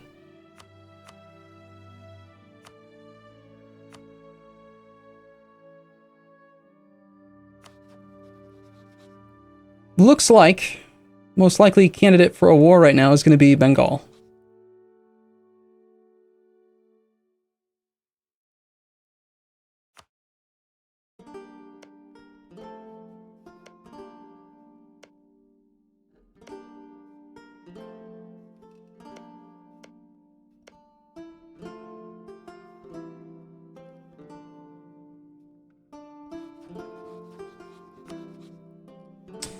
Thank you for mentioning integration in Twitch. That reminds me that we need to probably turn this policy off in August of next year. Don't let me forget, we got to turn off the Vassal Integration Act for now.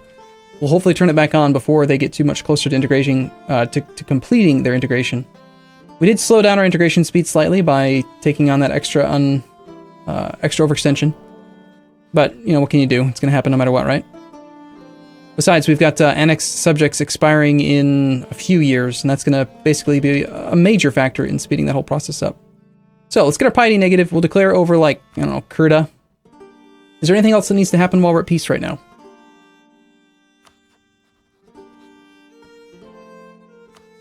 You weren't willing to accept a threatened war yet, right? 78 months, eventually.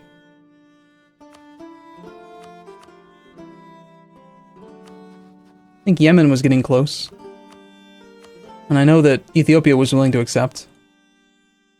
I don't really want to attack him either because of the whole negative piety aspect. Right, positive piety in this case, which is just the opposite direction of what I want. Alright, I'm going to threaten for one more province then. I want that province.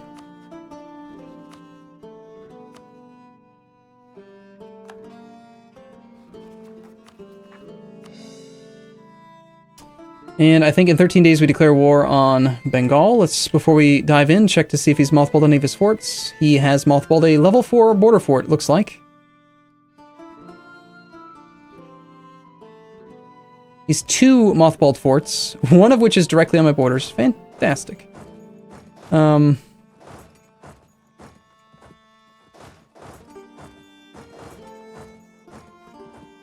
stole all of his coastline in previous wars, so there's nothing that he can do there.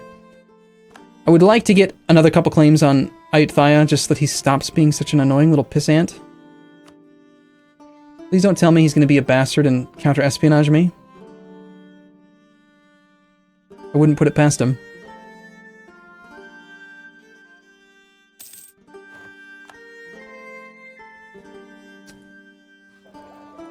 Well, military points. I could use another general or two, I think. 1. Let's do that. 34.9 army traditions. Not particularly good, but I don't know. We got like, I think it was the 2-4. I wasn't really paying attention. Doesn't matter too much. Our economy is not really about generals. Okay, we're going to wait at least 1 more month so that army can get in position.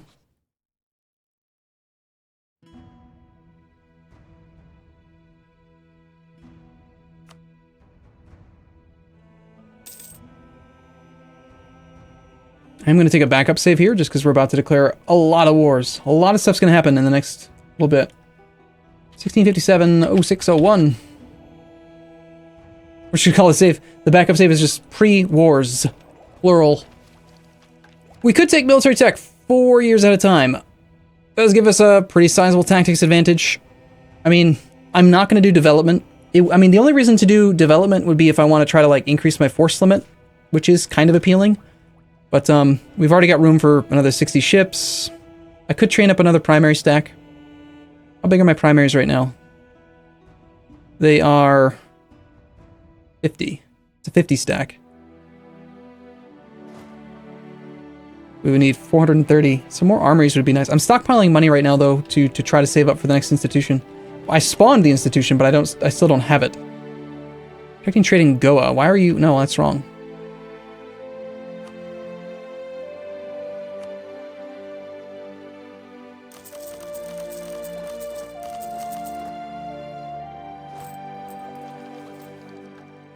Okay.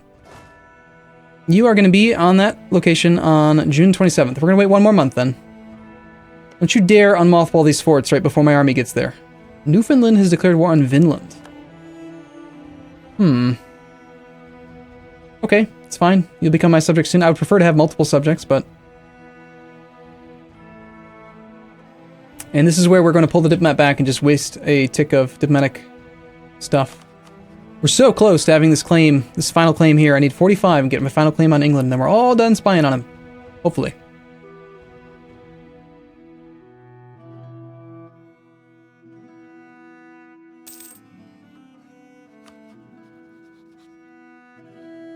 What a dummy.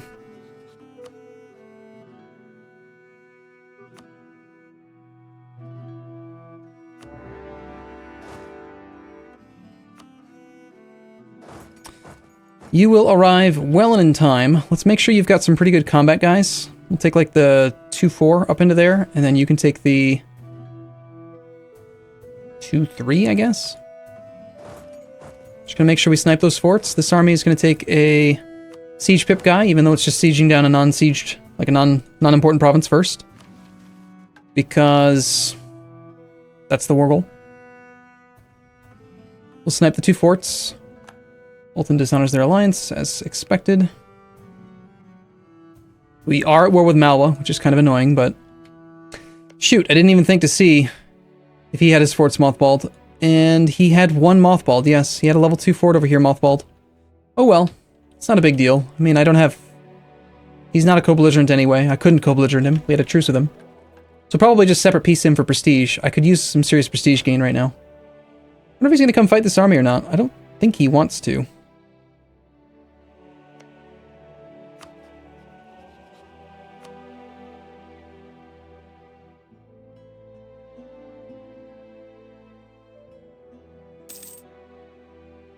Gonna make sure these vassals that are right on the brink here stay loyal. It's Tongu and Orissa that are important. They need to stay loyal.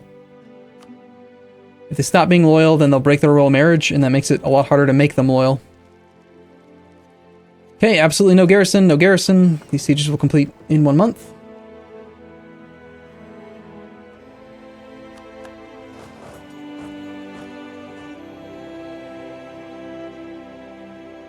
I have no general with a siege pip. That's unfortunate. Oh, I have 1, but... it's fine.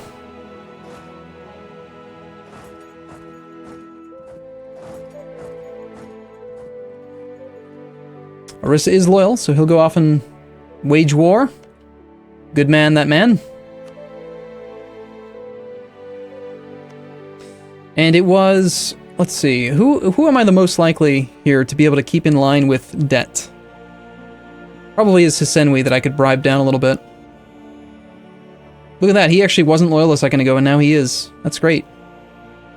Oh, look at that. Are you... he's actually he's sieging stuff. Nice. Okay, yeah, Hisenwi, you get to get paid for this stuff. Good luck with your finances, sir.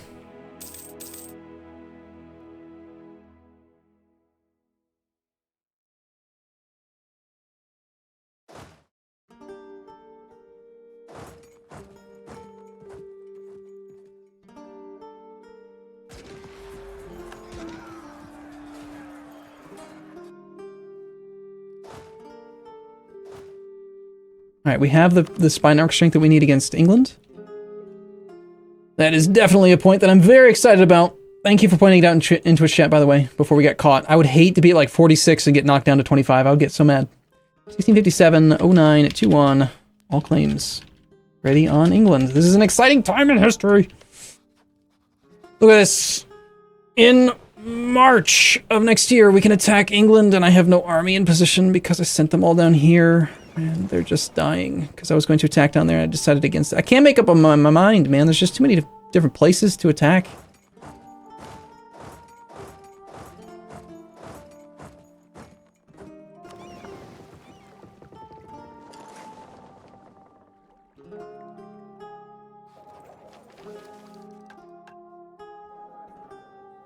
Much longer till our guy's a baby. Regency ends.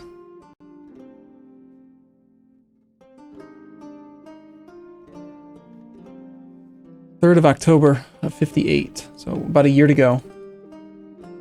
Okay.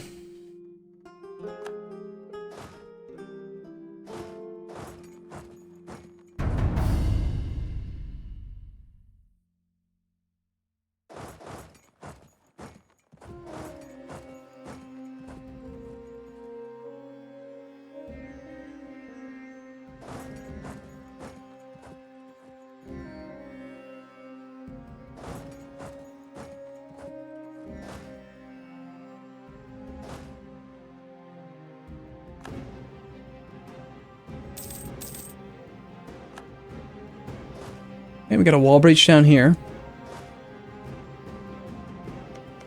7% chance. Come on, take it. Truce with France is up. Oh my god, so many things I need to do. Alright, so Bengal. What if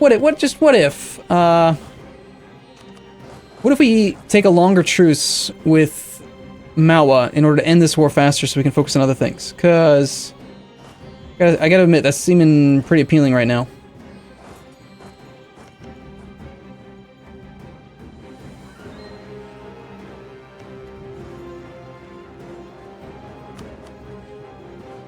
Because there's so many different things I need to be doing right now.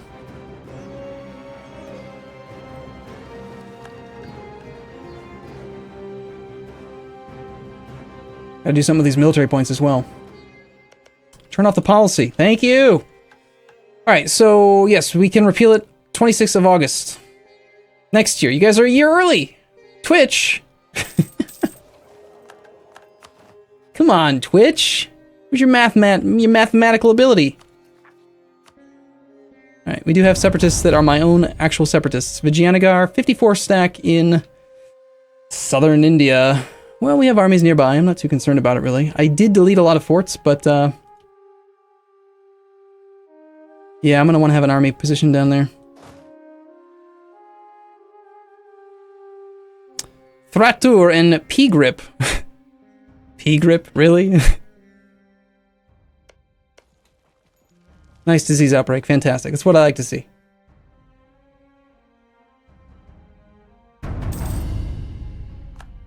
Okay. Looking good, man. Smile. RNG is willing, you'll get it. Why, thank you. I'm leaning strongly towards this. I missed out on my opportunity to snipe a mothballed fort from Malwa, which I could probably have used to knock him out. I think this is far less important, though, than anything else that I could be doing. And I can't get a separate peace with him right now. So let's just see. Are you willing to give me the provinces right now? He is. He's also willing to give me a couple hundred ducats. Seems fine.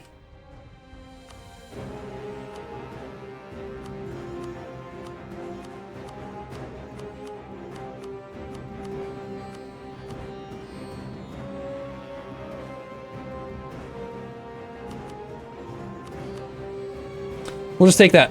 Just take the stuff that we have the claims on.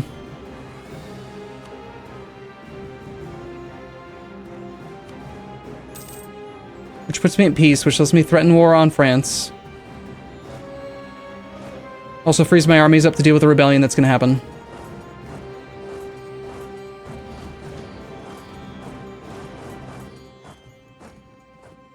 It's a very quick war.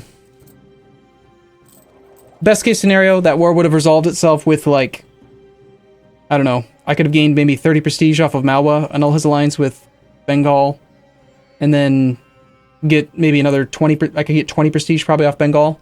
Instead, we end the war like a year earlier, maybe even 2 years earlier, and we can focus on this stuff over here. I need to be able to threaten France. There's no guarantee, actually, that France is going to accept, but I need to be at peace to be able to offer it, so.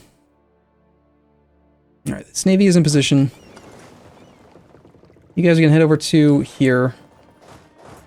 And it looks like the English War is what is about to happen. This is the one that I'm more excited about by far. After that on monarch points, military points again. I could reroll generals. They're not particularly good generals, though. 36.5 army tradition now. We could boost legitimacy again.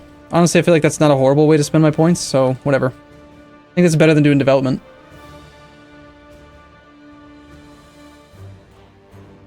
Okay, so we got a diplomat free.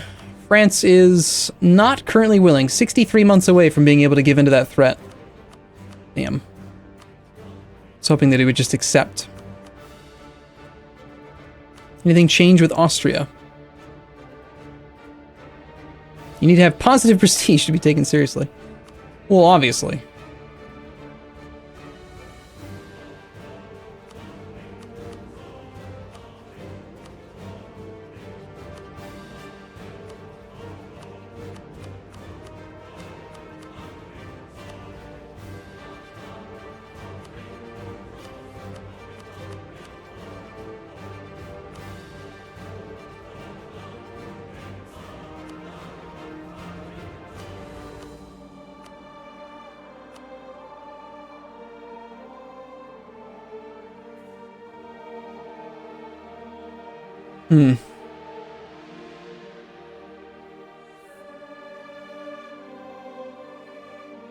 We're only 2 months away from being able to declare on England. I was hoping I could do something with France right now, but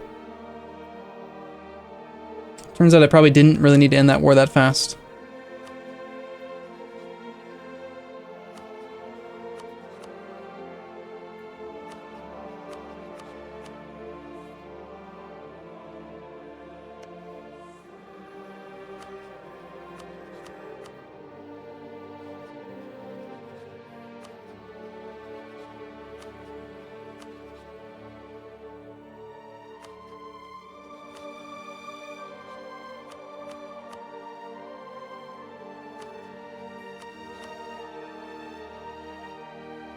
I can also declare war on Kedah, which is something I should do at some point.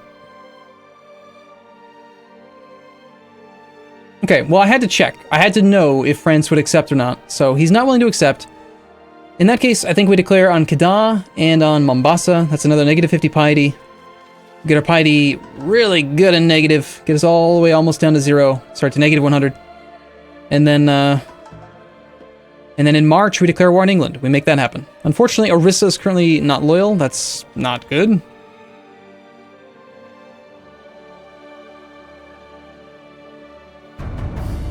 The January tick made some of these things go away. My diplomatic reputation being what it is causing some issues. Well, worst case scenario, it's just going to pause. It's going to slow the integration of these guys by a little bit, but it's not a huge problem. Deregulator. Flory Worry. Looking good, man. RNGesus willing, you'll get it. Well, Flory, you've done it, right? So you could probably confirm or deny to some of the people in Twitch chat that most Conquest does happen in the last 100 years. So we still have almost 200 years, like 160 years. So got a lot of time, tons of time.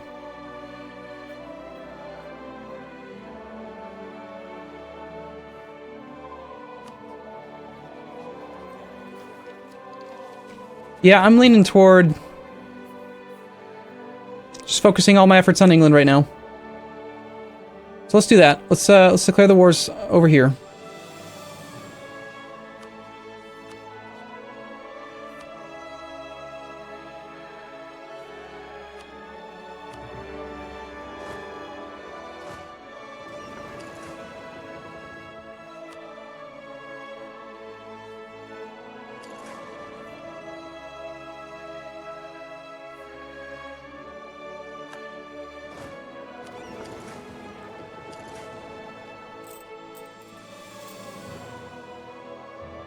I was actually almost considering just hiring the diplomatic reputation advisor for a moment to force Orissa back into loyalty.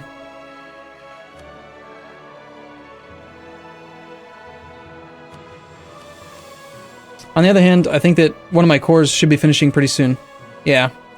So, Nakon Sif, whatever it is, will be done very soon, which should hopefully bring them back into loyalty.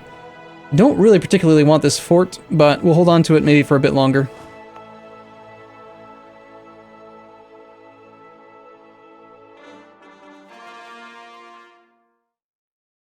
And that should update my overextension in a moment then.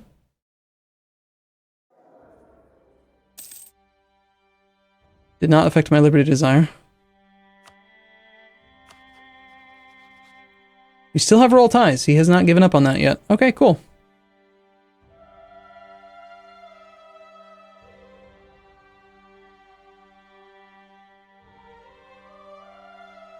Do I look super tan? That's fantastic. I wasn't sure that I actually picked up any sun while I was down there. I didn't really... You don't scroll over to the new world at all. Has it been completely Ryukyu-ized? Pretty much. I mean, the only colonial nations over here that aren't mine are ones we're about to get. We're going to get 13 colonies in Newfoundland when we attack England. Then beyond that, there's the one that we're going to get from Brittany, which is Lesser Antilles. And then at some point, we're going to take French La Plata. But yeah, we pretty much have the New World kind of taken care of. And they're just doing whatever. You know, they're not particularly important, really.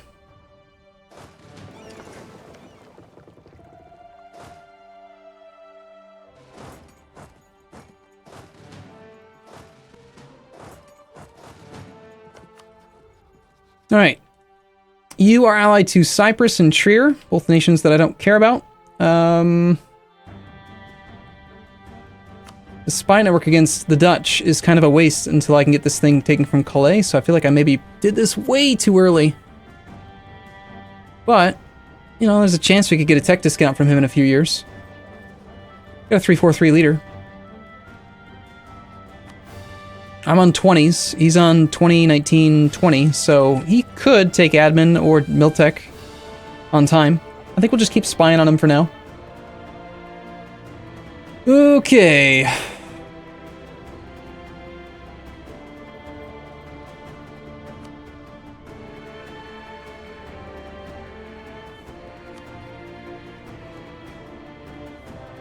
Already influencing Orissa.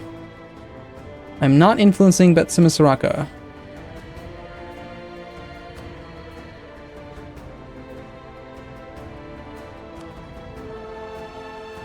Alright, we're gonna do some influencing, I think. We're gonna declare war on Kedah as well.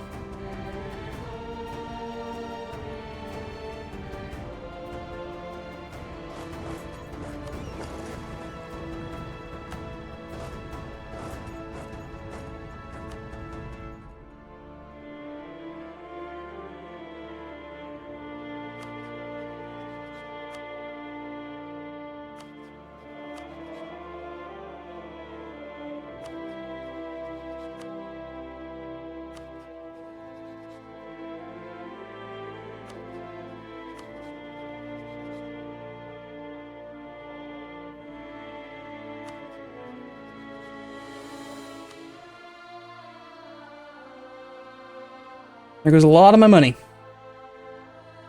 But the reason why we want influence is that it actually gets you trust. It's one of the only ways that I'm aware of that you can get positive, you can get above 50 trust with your subjects. I have 80 trust with Betsimisaraka because I've influenced him, it looks like 6 times in the last X number of years, which every time you do it, it raises trust by 5. So you can actually get 100 trust with your subjects, which lowers their liberty desire and whatever stuff.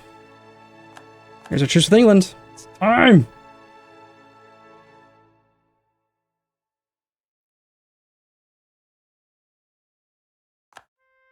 I'm assuming England is probably colonizing somewhere over here, right?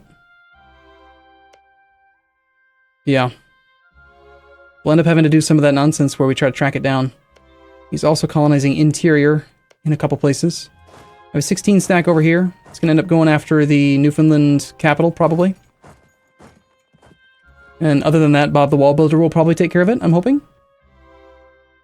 He has no forts over here, so we didn't have to wait for the proper month to declare or anything. I do think I want to use a guy, Shadow Diplomat, for this war deck. So, Conquest, by all means. We're going to take London. It's going to increase our piety, unfortunately. Oh well.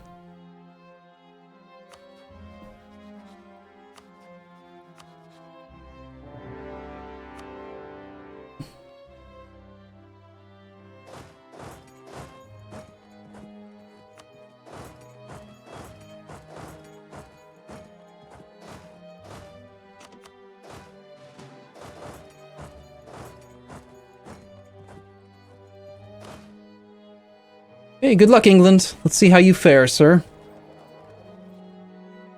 Remind me, I still need to declare war on Kedah. I don't really need to, but I mean, the negative piety would be kind of handy, I think.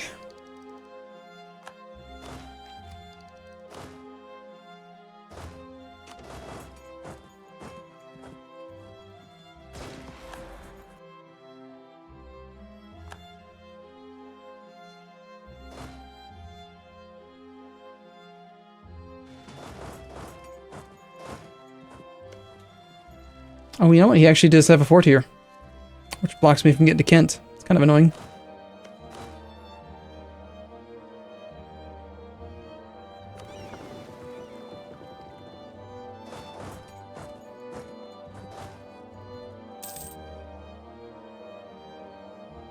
Almost August policy.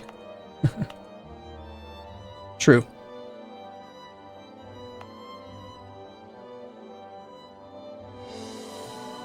I am willing to pay a few admin points for these provinces that are already part of states. I'm not trying to make any more states in these islands, but some of them are kind of useful, I think. The Janigari separatists are going to fire soon. Because they're not loyal, I actually am accruing diplo points, which is a bit of a concern. Military is not growing very quickly. So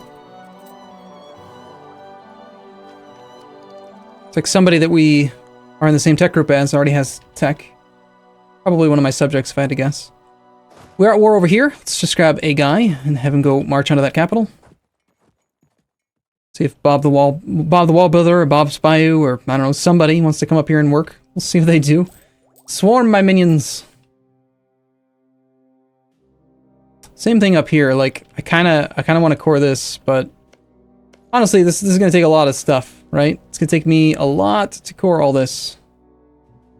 We should take a look at that now and see exactly how bad it's going to be. If I full annex England's,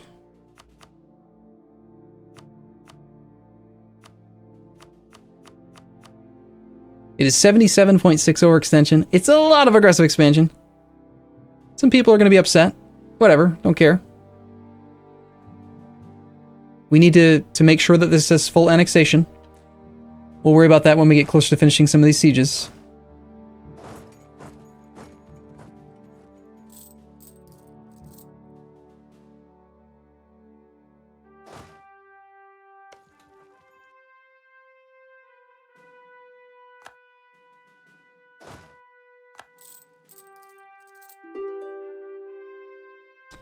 Alright, if these guys rebel...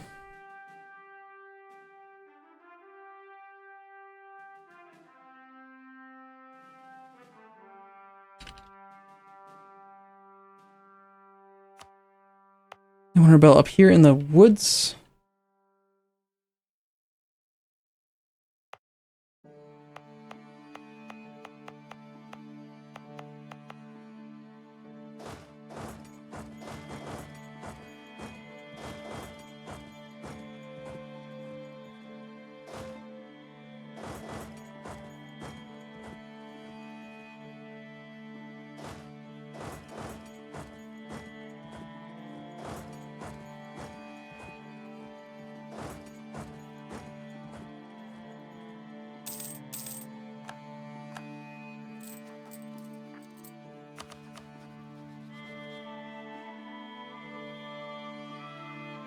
Nice. Got a wall breach.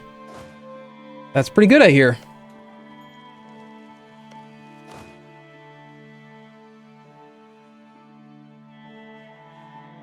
Mombasa, you're not going to offer me full annexation yet, so stop bothering me. Okay, I mean, my army's just going to come up here and siege. It's fine. This navy should probably come up to here to blockade and stuff. Oh, wow. That was quick.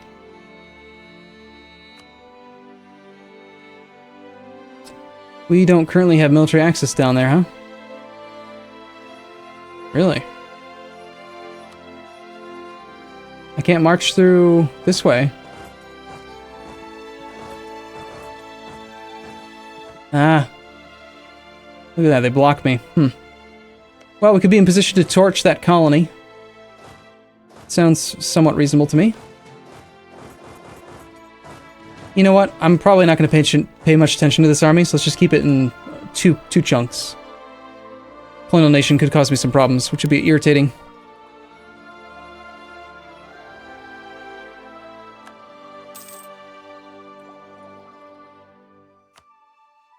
Gotta get my prestige positive. We'll gain a little bit of prestige from both of these wars. Don't really see a good reason to not just peace out, to not just declare on Jeddah right now, though. Keep that piety going negative. Man, I'm gonna be at war for a while, right? Yes, we're annexing, well, we're trying to annex 2 nations right now, but only one of them is currently progressing because Orissa is being a little bastard. And he won't stay loyal, so I could... Tell you what, we're gonna just train up another siege stack. Twice. And see if maybe we can get some more relative strength of the alliance going in our favor.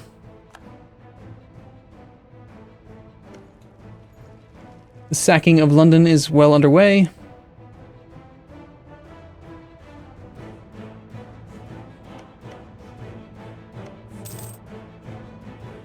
I don't think I even need to occupy the English colonies. Like, I could just demand them in the peace deal. It'll cost me some diplo points, but most of these provinces are going to be like 3 development. Actually, wow, he's got 2 that are 8. Yikes. Alright, there's Mombasa out. It's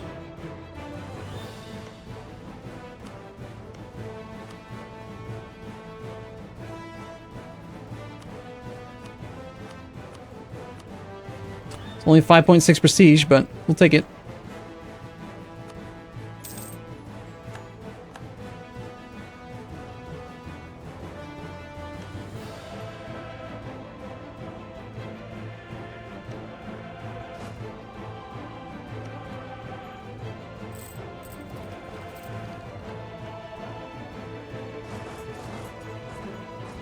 And that's exactly why I didn't want to split my army up even further. I had a feeling that there'd be another thing over there.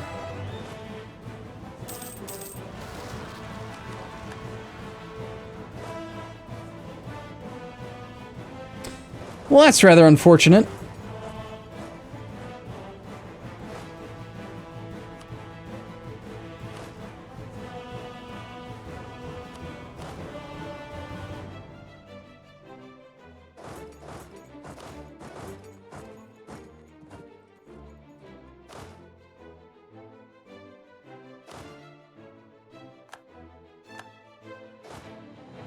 It's fine, I didn't want that infantry anyway.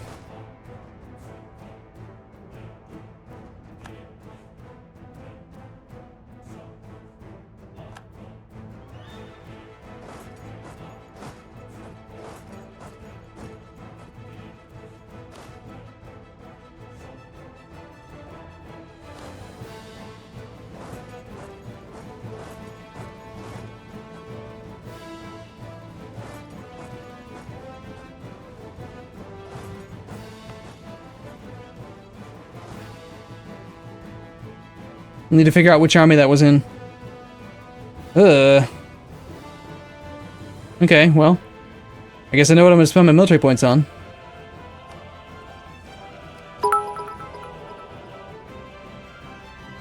Boise, to make chat calm down.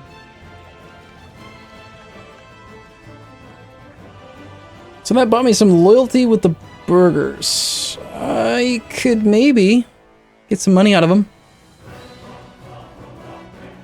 We could get like 5,000 ducats if I just get their influence up to 75.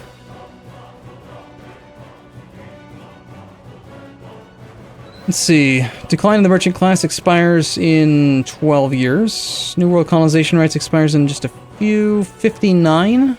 Granted monopolies expires in 59. August is the 8th month. In 1 year, 12 months basically. Alright, we're going to recruit a Master of Mint then. Let them be stupid influential for a little while. We're going to demand 5,000 ducaratinos. Thank you for your monies. We can embrace an institution if we want. It's kind of expensive, but it's fine.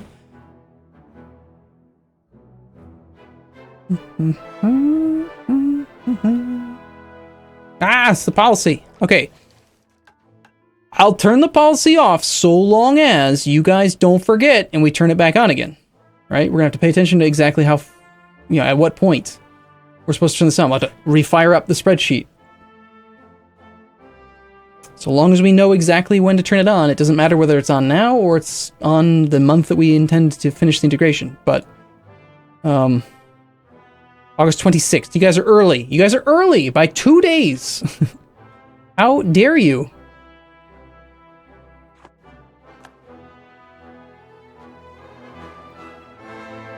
We won't forget. Yeah, right. Alright, so we're done with the Siege of London. We're gonna make Kasenwi pay for it for a second. Because he's a dingus. Plenty of loot to be had, so we'll just stay as we are.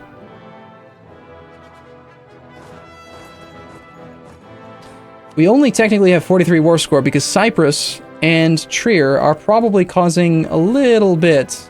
They probably have level 4 forts? No. This guy does. There's just like a random 15 development stupid fort in there. So England's not going to be willing to join, or rather accept peace for quite a while because of that. He's actually technically at -3 reasons, but that's probably not going to stay true if we actually went for the full annexation or the full cost.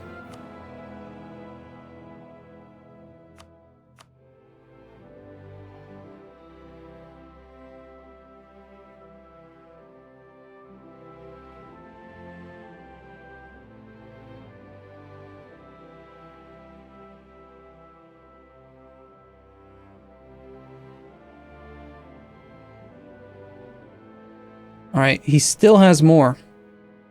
I thought it was just those 3. We gotta find this damn province. Where is he hiding his other province? Right, that's 1, 2, 3. England, you little dog. Where are you colonizing?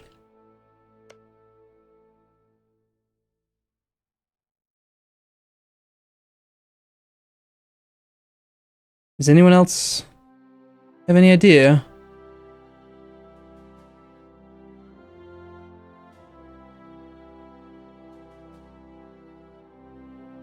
That's not him. That's Denmark. Oh, shit. Did I unselect London? Thank you.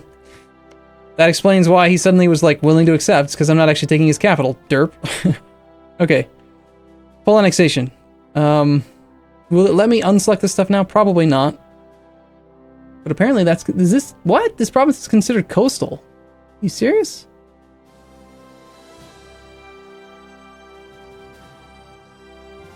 I do not understand why I'm allowed to ask for this one.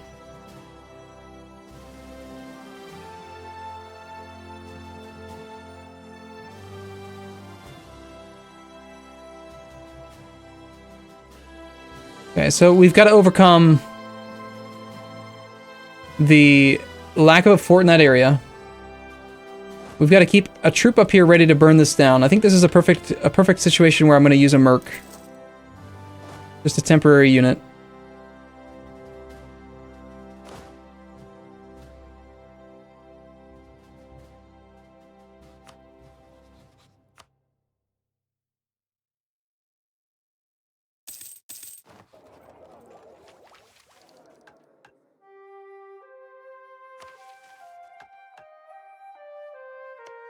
I'll just pay for the fort for now so I don't make that mistake again. I'll mothball it though. Gotta save that half ducat, right?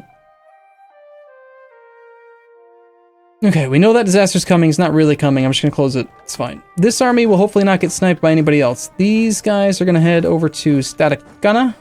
The Navy is gonna pick them up, bring them down here. Hopefully we end up getting this siege quickly as well. Actually, it looks like my subject might be taking care of it pretty well. Tell you what, let's not even worry about moving my army down. We'll just bring the Navy down and put it into position for them.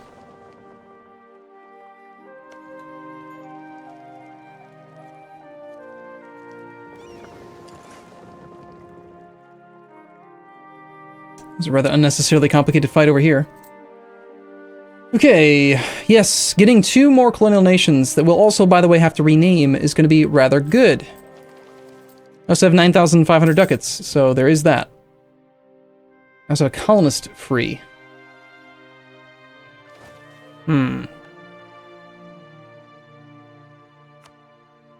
Well, Bob's Banana Republic still needs more land, but there's very little that I can actually reach that's in that colonial region.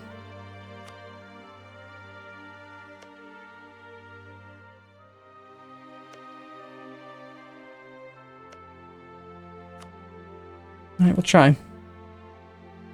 Try to get him up to 10 provinces before we integrate the other guy.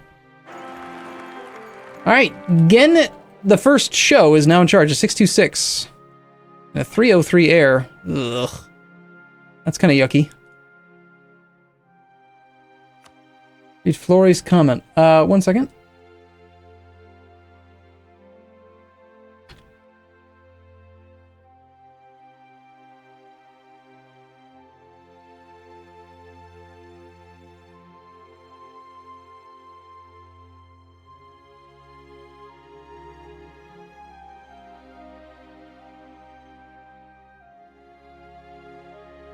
Oh, really? If you use Seed Colonial Nation, you'll full annex him, but you won't get the negative. That's awesome. Seriously? So we might not even have to wait for Trier and Cyprus to just want out? Because I don't want to go siege them. I don't want to just deal with all the military access nonsense. Would be blech. You know what I'm saying? It would definitely be blech.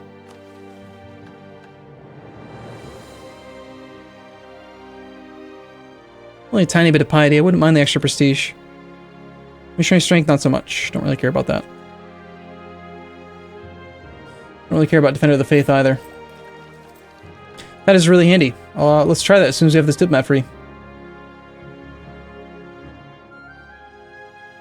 It won't actually say full annexation, so you have to be really anal about checking and rechecking.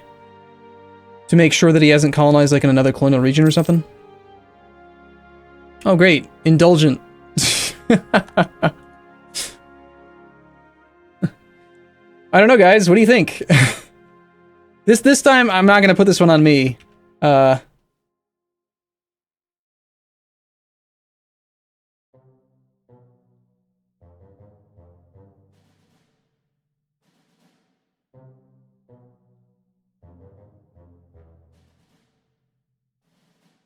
There's a poll for you in Twitch chat. This is not me. This is not on me. While you guys are voting, I'm gonna go ahead and see if Mr. Flory has the right of it.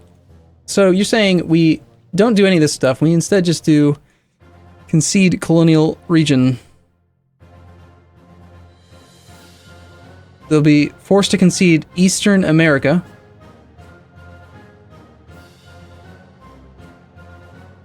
And Canada. And yeah, it does not say will result in full annexation. Negative 72 reasons. And it is showing all of those same provinces selected. And even better, no Diplo point costs, which is great. I don't have to spend military points to burn it down. Assuming he has no other colonies, that would work. So the only thing we're looking for then is the demands need to stop exceeding the war score. We just need more war score, which we're going to get when we have... We can get some more battles. We can get the ticking war score will keep racking its way up. This siege here is going to be worth a fair bit. Their biscuits. Damn, they are going to make me come down there and help out, aren't they? My colonial nations are not very good. Michael on Twitch. All right, so let's see what does Twitch say about this. I'm curious.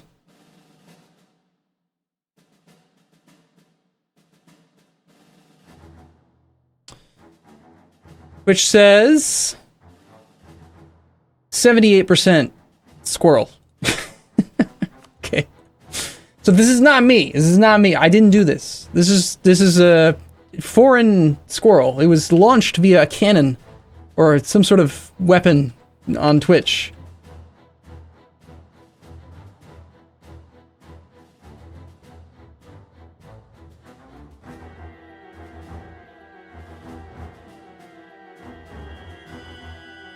Twitch decided that the trade efficiency trait was not a good one, and that we should not have it. I will blame the chat. It makes my conscience feel better.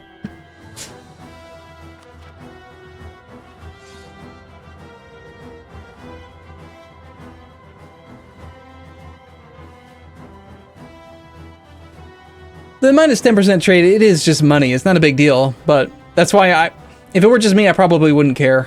on that. It'd be nice to have something else like, I don't know, Bold Leader or...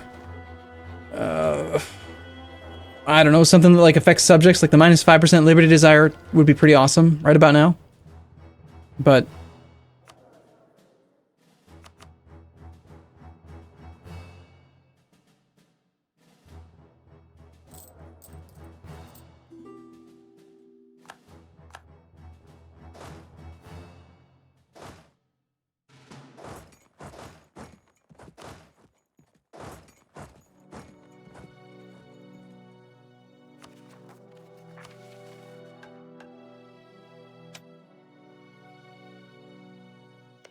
Alright, so unfortunately my little Bob's nursing home is not capable of winning this siege down here on his own. We're gonna have to go deal with that.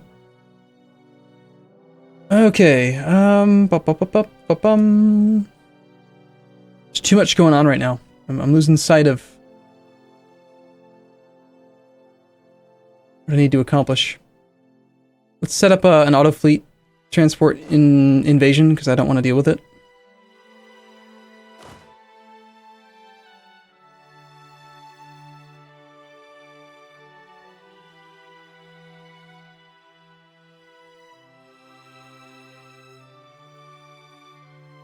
Let's just do 2, in fact.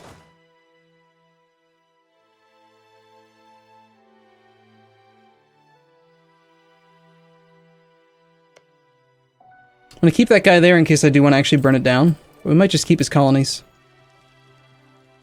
Chikoro in Bob's nursing home is worth how much war score? It's only worth 0.1. It doesn't even really matter that his capital is occupied. Alright, that's good. Let's see what our next trait's going to be then. Our real trait. See? Why have negative 10% trade efficiency when you can have positive 10% trade efficiency? It's a 20% trade efficiency swing. That's so good. Wow, that's really funny, actually. What are the chances of that it would go from one variant to the other?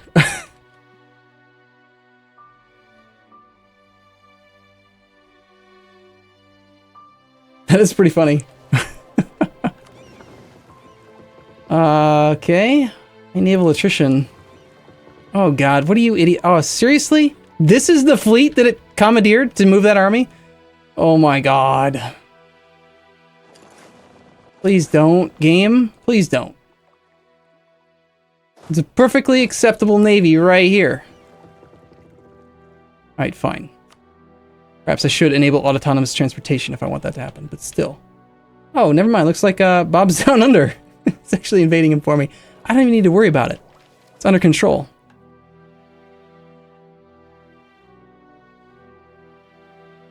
I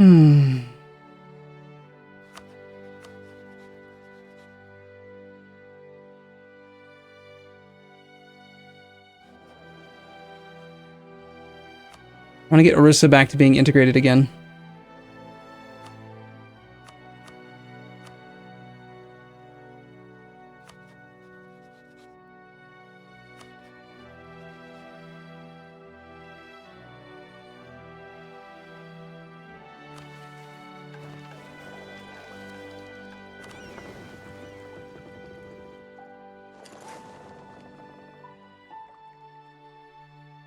Okay.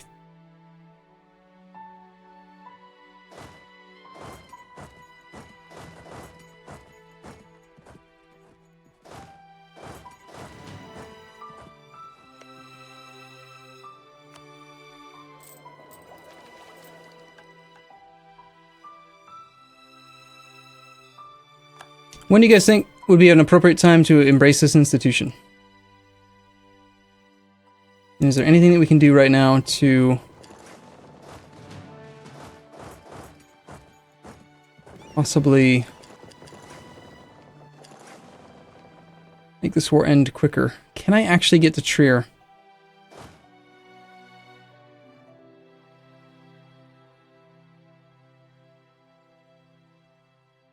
Trier's just an annoying little bastard in there. I could easily reach Cyprus if I took the navy around, but I need to repair it for a bit, and whatever. How much dev do you have in total? My personal development's 3,700, roughly.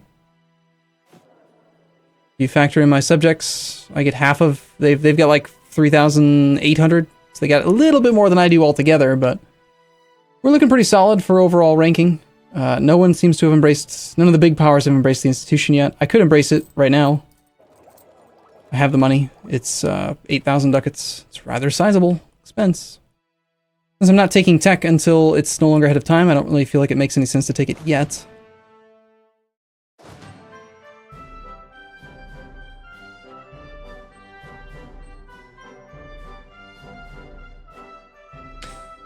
I mean, my guess is that this war is just going to end when...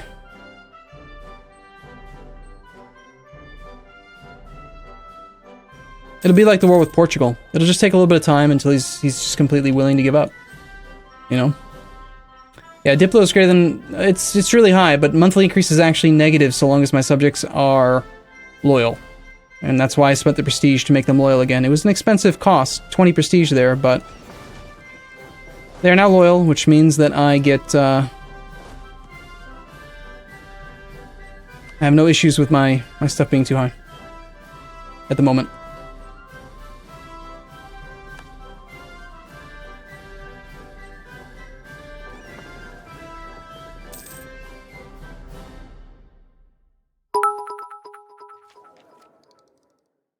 If you want us to help watch for the integration progress, we need to be able to see it in the outlier.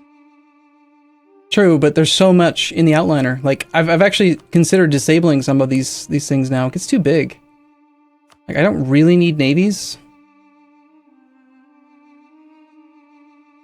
Damn, I apparently don't have my colonists deployed. Or rather, looks like maybe another colony finished? Or we got kicked out of an existing colony. That's more likely. Okay, I don't have a colonial nation in colonial Alaska. I don't think anyone's actually going to form one up there. We've already got merchants from electoral votes and Bob's Oregano. My subjects are too stupid to fabricate claims on the natives, so we're pretty much just ignoring them.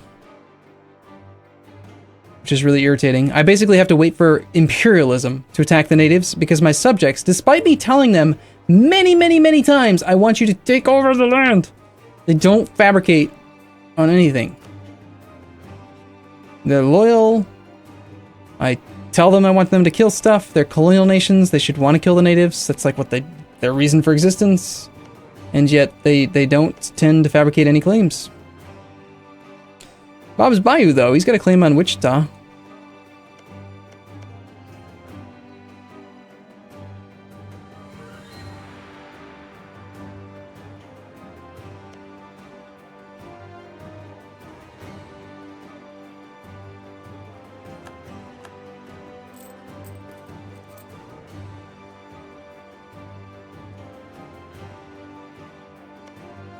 Ah, I see. With Kedah, we already have his capital. I mean, I could even consider closing the army's interface. It's not even that important right now. At this moment. I think I will. I'm gonna try it. We'll see if we can keep some stuff that's more important on the screen.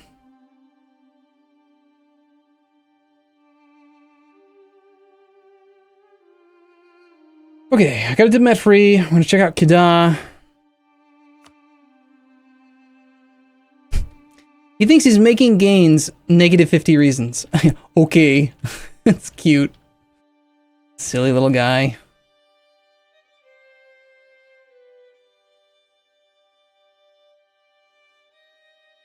Also, we cannot actually end this war until my other cores are complete, because it'll put us over the limit.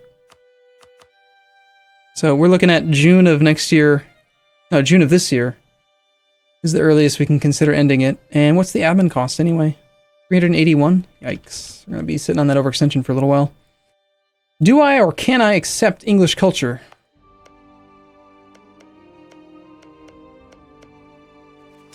I believe I can.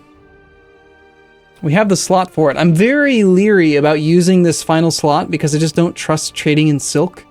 Sometimes it disappears on you and then it's just... you just lose it. Horrible.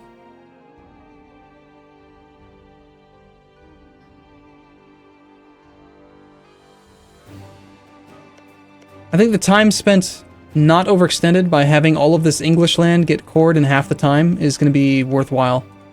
It's 100 Diplo points, and yes, Diplo points are kind of important right now, but...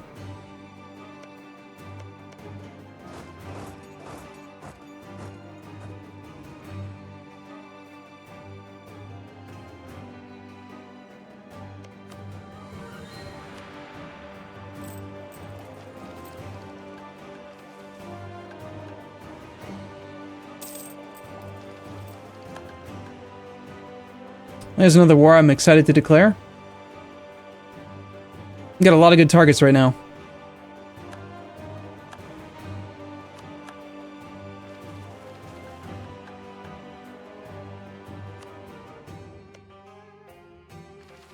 Okay. I'm fine with that mission.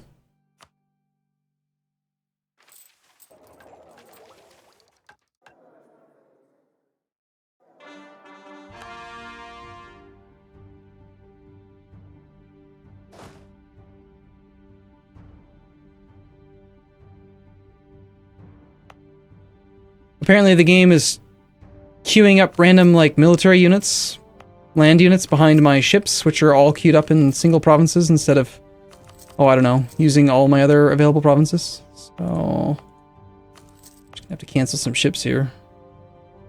Still don't know which army was the one that lost its unit. It's probably this one, if I had to guess. Okay, I need to wait on that colonist, send a colonist to the other location.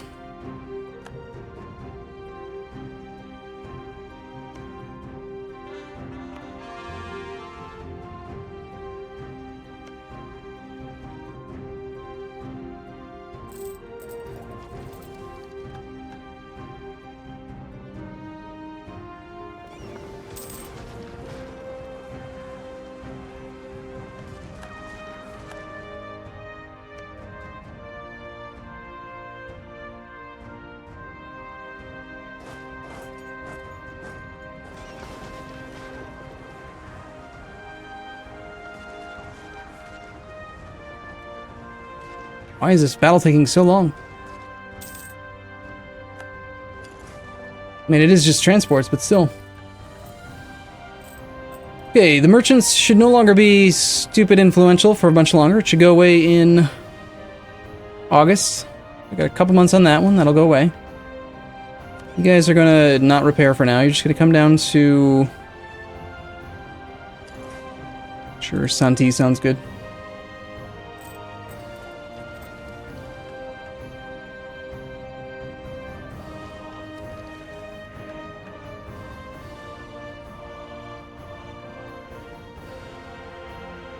Kind of tempted to disinherit my heir, but we'll wait until we have more prestige. I gotta make sure that I have my prestige available for keeping these two subjects below 50.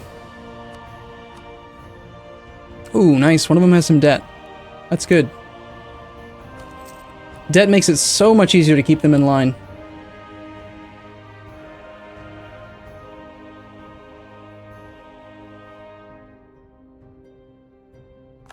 Finally got kicked out of Brittany. Probably for the best. Oh my god, truces with so many people! Okay, I see 1, 2, 3 still.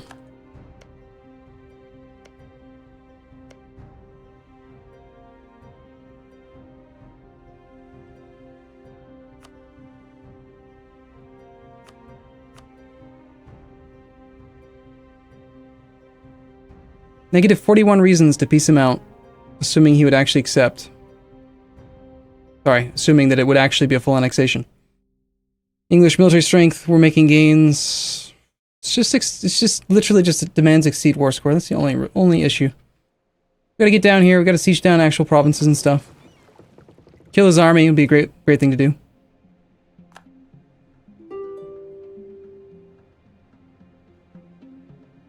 Here, come on down to like here and let's hunt that army. I like this song a lot. Sand, light, and moonlight.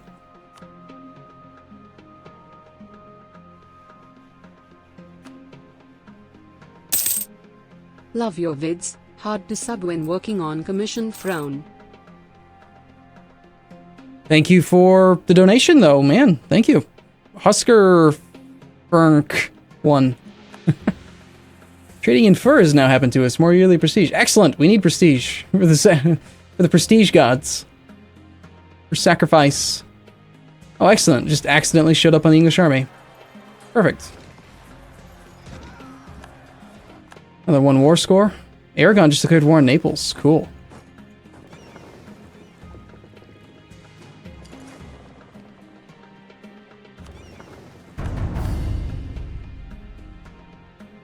"40 months? Not bad." Fabian He. Holy crap, man. Alright, so this little Kada guy has really been colonizing like crazy. And I've thought in the past it's nice, like, I can just attack him every now and then. I can get some negative piety. And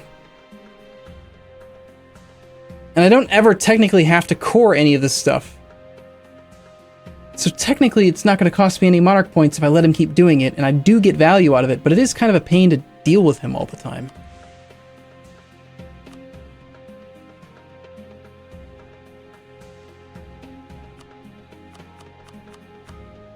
I think we let him live.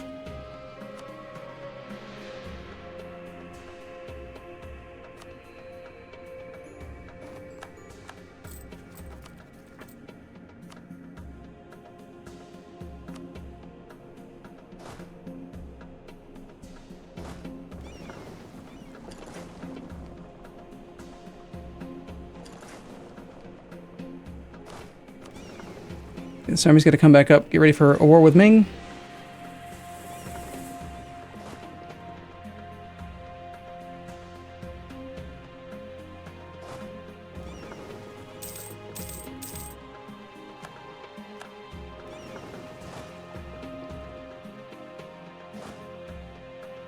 I think it's using the right navy, but I can't be sure. Okay, England's 54 war score.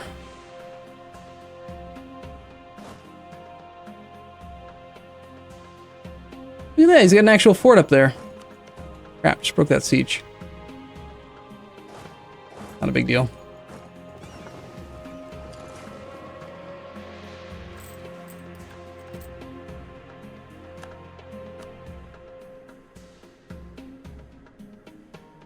Getting close, though.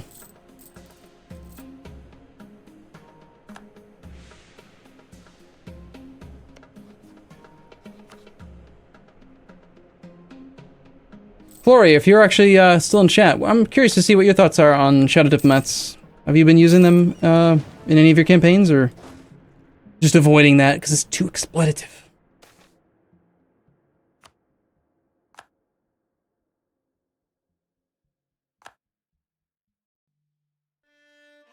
I would like to have more claims on Ming, but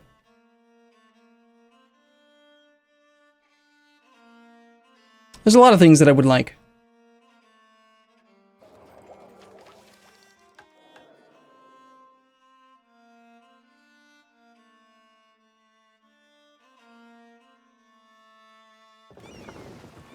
I guess we do it. I mean, at the very least, I guess we could go down here and blockade Cyprus, but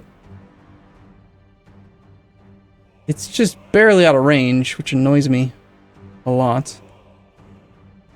Strong as Cyprus's army.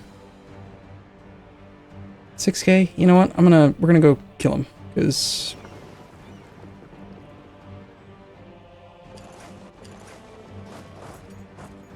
I don't want to deal with this guy anymore. I just want to end this war. It might not be necessary, but I think by the time we get that blockade in place, it might make a difference.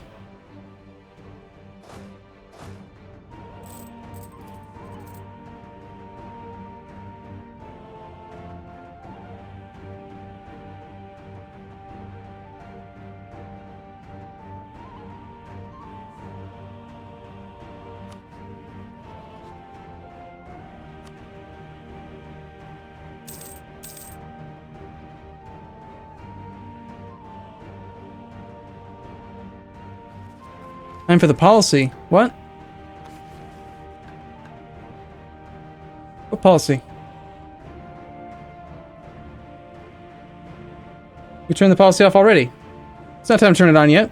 There's no way it's time to turn it on. Right?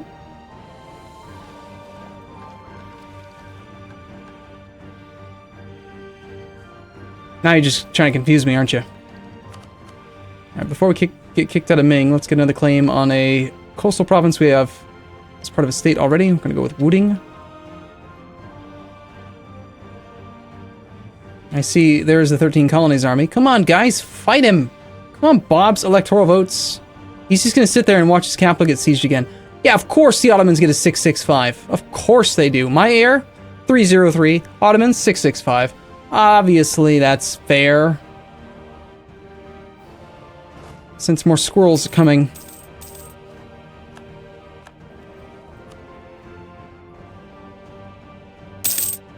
Welcome home, my liege. Thorium, thank you. Alright, we have 55 war score. The Navy's not yet in position. Ottomans have rivaled France. Come back from Ayutthaya.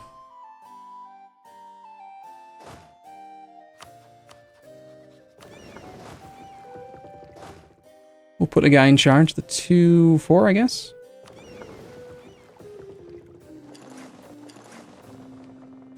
And we'll go look like we want to attack him. Nice! Negative piety. Take it. Inserting my extraneous vortex. Not bad.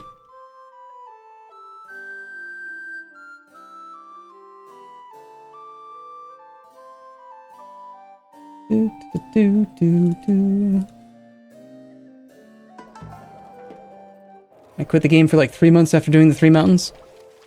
I can imagine. It's definitely a bit of a slog. I mean, all world conquests in this game it's a tremendous amount of effort. It takes a lot of work.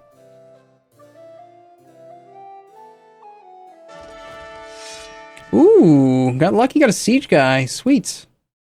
I will take it.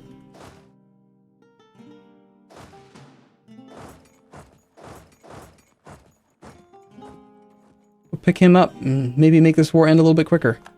Oh hey, we just lost another general. Sweet.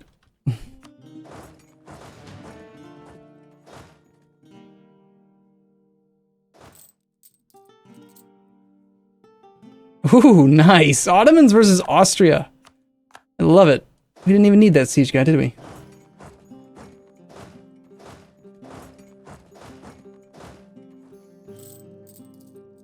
Alright, we're at 56 war score.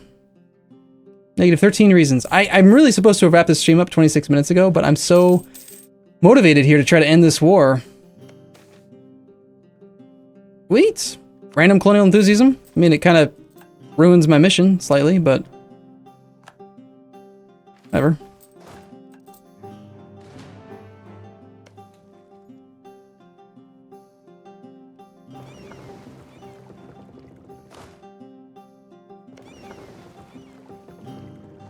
Let's see if establishing the blockade is good enough to end the war. I doubt it, but actually that's worth the surprisingly large amount of war score. That blockade of Cyprus is worth 5.55 war score. You'll actually accept now. Holy crap. Okay, so that's awesome. So thanks, Floriwari, for the tip about not using Seed Colonial Nation and having it bug out and not count the will result in full annexation, because that means we can just end the war right now, I think. Right? Pretty sure.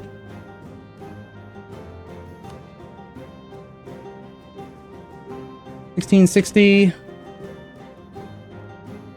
Three-piece England. Let's give it a try.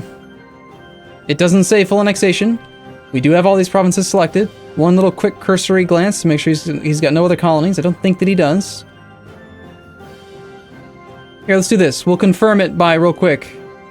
Let's remove these two things. And then manually select those provinces. And if it says it will result in his full annexation, again, still, then we know that we've... Yeah. Yep, so he's got nothing else. Perfect.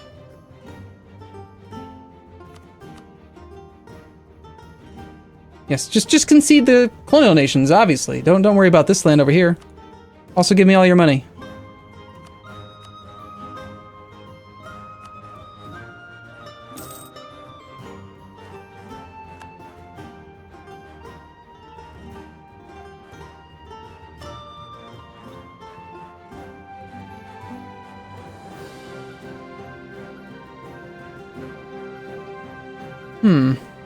Trying to make sense of some of this. England have changed their capital to Norfolk. They've changed it to Derbyshire. Where's their capital? What are you talking about, game? Okay, so the Demi commanders expired. Emirs something blah blah blah. We are in control because we've assumed control of a war. We're not at war with Sub. Vinland, okay? So they are my subject because we just assumed control of the war. That was weird, though, with the extra, like, capital movement. They're like, where is our capital? We don't know. Oh, wait, we don't exist. Right, yes. Anyway, the 13 colonies is correctly our sub. Yep. Cheers, Flory. Flory or Flory. I can never know how to say your name. I didn't... Yes, I did. Okay. We're not overextended. I mean, we are overextended, but not so bad that it really matters. I did not accept these cultures yet, but I do think I'm going to. So rather than having, like, London take us 24 months to core, if we accept English culture first, it is a sizable cost in Diplo points, but it'll be beneficial, I think, overall. Saves us 6 months on these cores.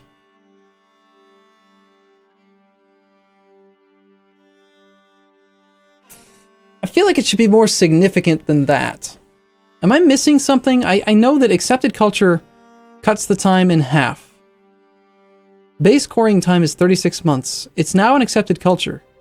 But I still have adaptability and I have a claim. So I understand completely how we got from 36 down to 24.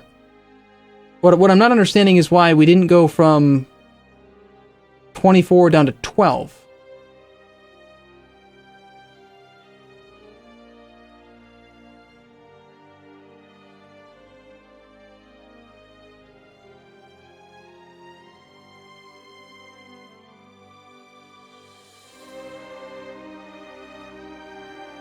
You think it needs to recalculate? Maybe wait 1 month?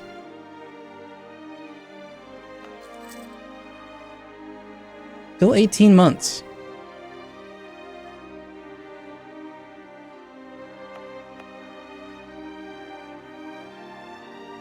Maybe if I wait 1 more month?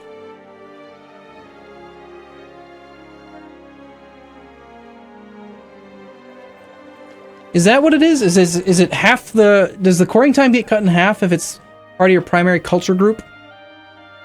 And then same culture is just a... Or accepted culture is just a slight reduction? Maybe accepted culture is minus 33%, taking it down to 24. And then... No, that math wouldn't make sense either, because I have 35% reduced costs. Which should round roughly to about 1/3. So if it's rounding down to 18 divided by 0.66. It should be a coring time of about 27 months, roughly. That into the base cost of 36. Okay, so I'm guessing the math works like this. If you are coring an accepted culture, I think it's a 25% core cost reduction. Coring time cost reduction. And if it's part of your primary culture group, I think it's minus 50%. Yeah, I'm thinking in my head, accepting the culture was always like on the same tier as making it your primary culture. So it's not as good as I thought it would be, but it still does saves us 6 months of overextension, which honestly is going to be kind of annoying because it's going to cause lots of issues almost everywhere. I lost my theologian. I integrated a whole nation, lowered autonomy everywhere, like kind of pushed it quite a bit. I'm going to actually raise autonomy, I think, possibly in London, though, because I'm planning on making London my capital. I think it's time.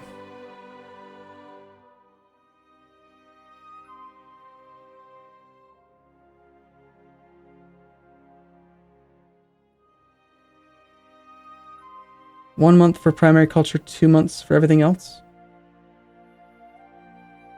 What?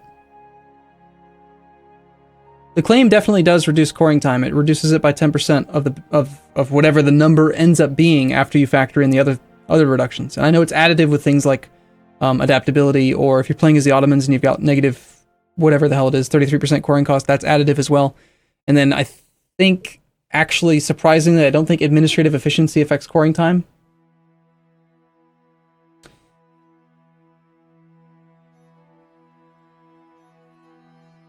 Oh, okay, you're talking about Ottoman numbers. Sure, gotcha. Alright, so what do we do next? We got our colonies. We're apparently with Norway, which is kind of convenient, actually. Assuming that Norway is within integration, Norway's got a subject called Vinland. How much would it cost me, I wonder, in aggressive expansion and diplomacy points if I were to just full annex Norway right now? He's totally within range. We could just full annex him, just take all of his land, just be done with it. Or I could just take a province and do it in the future with claims, or I could wait for imperialism.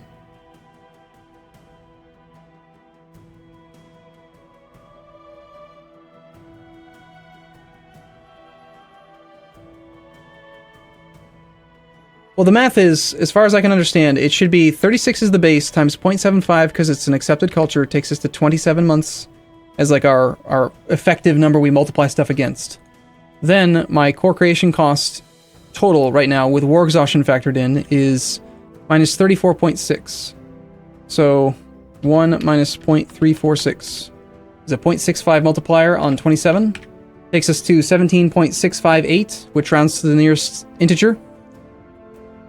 I believe. I mean, every now and then Paradox likes to do their math backwards. Sometimes they round down, sometimes they round up, sometimes they round to the nearest. Like, it's... hell if I can predict it, but...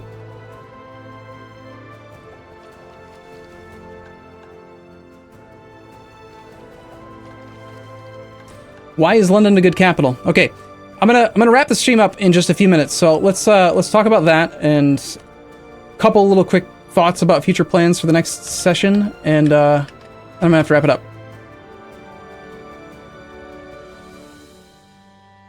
I don't think I take over Norway yet. I think we do that later. Okay, so why do we want to move to England? Well, basically, it's a lot of colonial maintenance right there. I don't know about that. 198 ducats a month in colonial maintenance? This is a bit high, if you ask me. Granted, these colonies will finish pretty quick.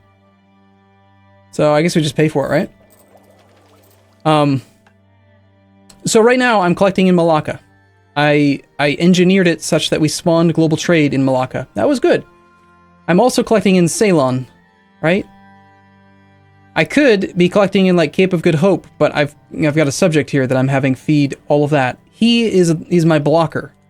He sits here and he just retains most of the value out of the Zanzibar node. 92% is being gobbled up by my subject.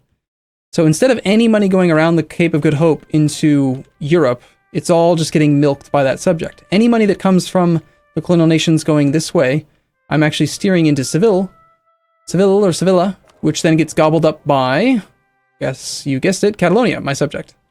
Any money that doesn't get gobbled up there gets gobbled up by my other subject in this node, ideally. Savoy gets 28%. He's still growing. He's not getting all of it. But basically, I'm trying to screw the Ottomans, the French, the Castilians, all these guys from all trade income. But the long-term goal is I'm going to have Catalonia and Savoy eat these two nodes for me. Now that I have the English capital, I can move my actual capital over here, which will be nice because I'll actually get lower autonomy right away on a 39 development province. I think I will start this core, by the way. But also, I can actually redirect trade in a much, much better way now. So instead of steering trade to Malacca, I will take all of the wealth that's in this region. We will send it through Bengal, into Ceylon, into Goa, into Gulf of Aden, down into Zanzibar, into Cape of Good Hope, Once we get to the Cape of Good Hope, instead of steering this direction, we're going to go towards the English Channel directly. Or possibly we could set it to the Caribbean. Once it gets to the Caribbean, instead of letting the money go this way to Seville, we could send it north into Chesapeake Bay.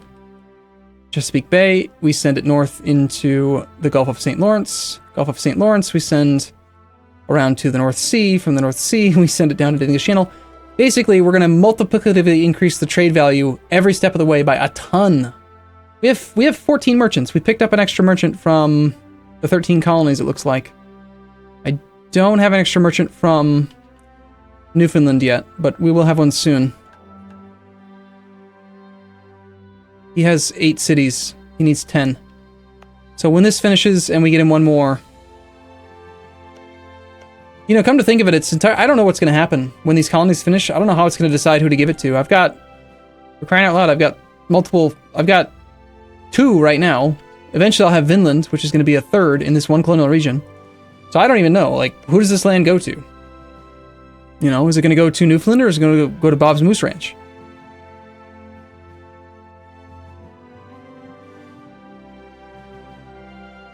I could move the trade capital, but Flory, the reason I'm considering moving my actual capital is that there's 2 factors. Number one, I want to get my autonomy in London down as quick as I can, since it's the most powerful trade province in the entire English Channel. And second is that I'm getting real sick of my diplomats taking 90 days to 120 days to do anything, because I'm so freaking far away from everyone. And the same thing with colonization. Most of the colonization that I still want to do is in this region, and it'd be a lot faster to colonize from London over to here than it is to colonize from way the hell over here. Also, in my personal opinion, granted, you know, you've done the achievement, so you've got your own experience and knowledge. My personal opinion is that based on the ideas that I have in this campaign, most of my conquest, most of my actual annexation and integration of the world is going to come from Diplo points. Where with like the other world conquest that I've done with like the Ottomans, you end up spending a lot more admin points. But I was looking at it, and if you look at what are my actual options to get the actual monarch point cost per development down as low as I possibly can. And if I remember correctly, I did this math like a week ago, but it was like, I think at best case scenario, I can get my costs down to 3 admin points per development or 1 Diplo point per development. Just 1.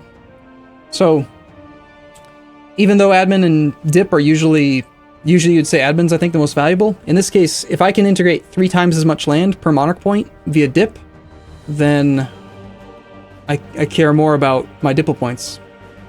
Slightly. I know I just made an accepted culture, which was 100 dip, but still. No, I won't have to move my trade capital again. I never moved my trade capital. I moved my actual capital. I've never actually set a trade capital in this campaign. My trade capital is in the Malacca node because my capital is in the Malacca node. My capital is in Pontianak. Pontianak. So if I move my actual capital, it'll travel with me. No, changing your capital does not change your trade capital unless you have not separated them. If you've separated them, moving your capital does not move your trade capital. If you haven't separated them, then it follows.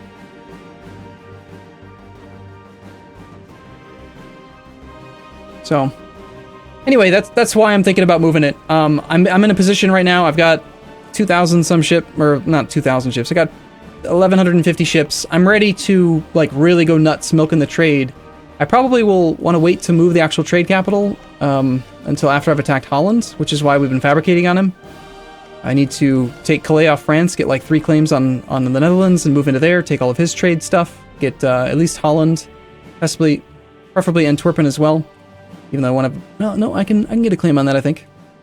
So, want to take all that stuff.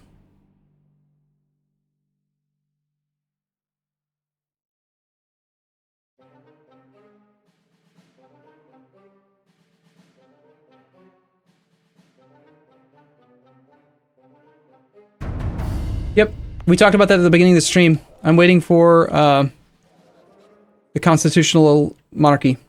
We're going to switch to that as soon as we get to Administrative Tech 22. Which is coming up pretty quick. Levistus83, thank you for your subscription. Okay, well, I do have to wrap it up here. I'm 40 minutes longer than I expected, so sorry. I will be streaming this quite a bit over the next 2 weeks while we wait for the next actual patch to come out. I want to try to get this achievement done before that patch comes live, so... Okay, well, hopefully that explanation helped you guys to see what my plan is, and we'll see what we can do here in a moment. For now, I'm going to wrap it up here. Thanks for watching, everyone. I'll see you guys in the next stream or the next session. Either way, YouTube, Twitch, whatever. See you guys soon.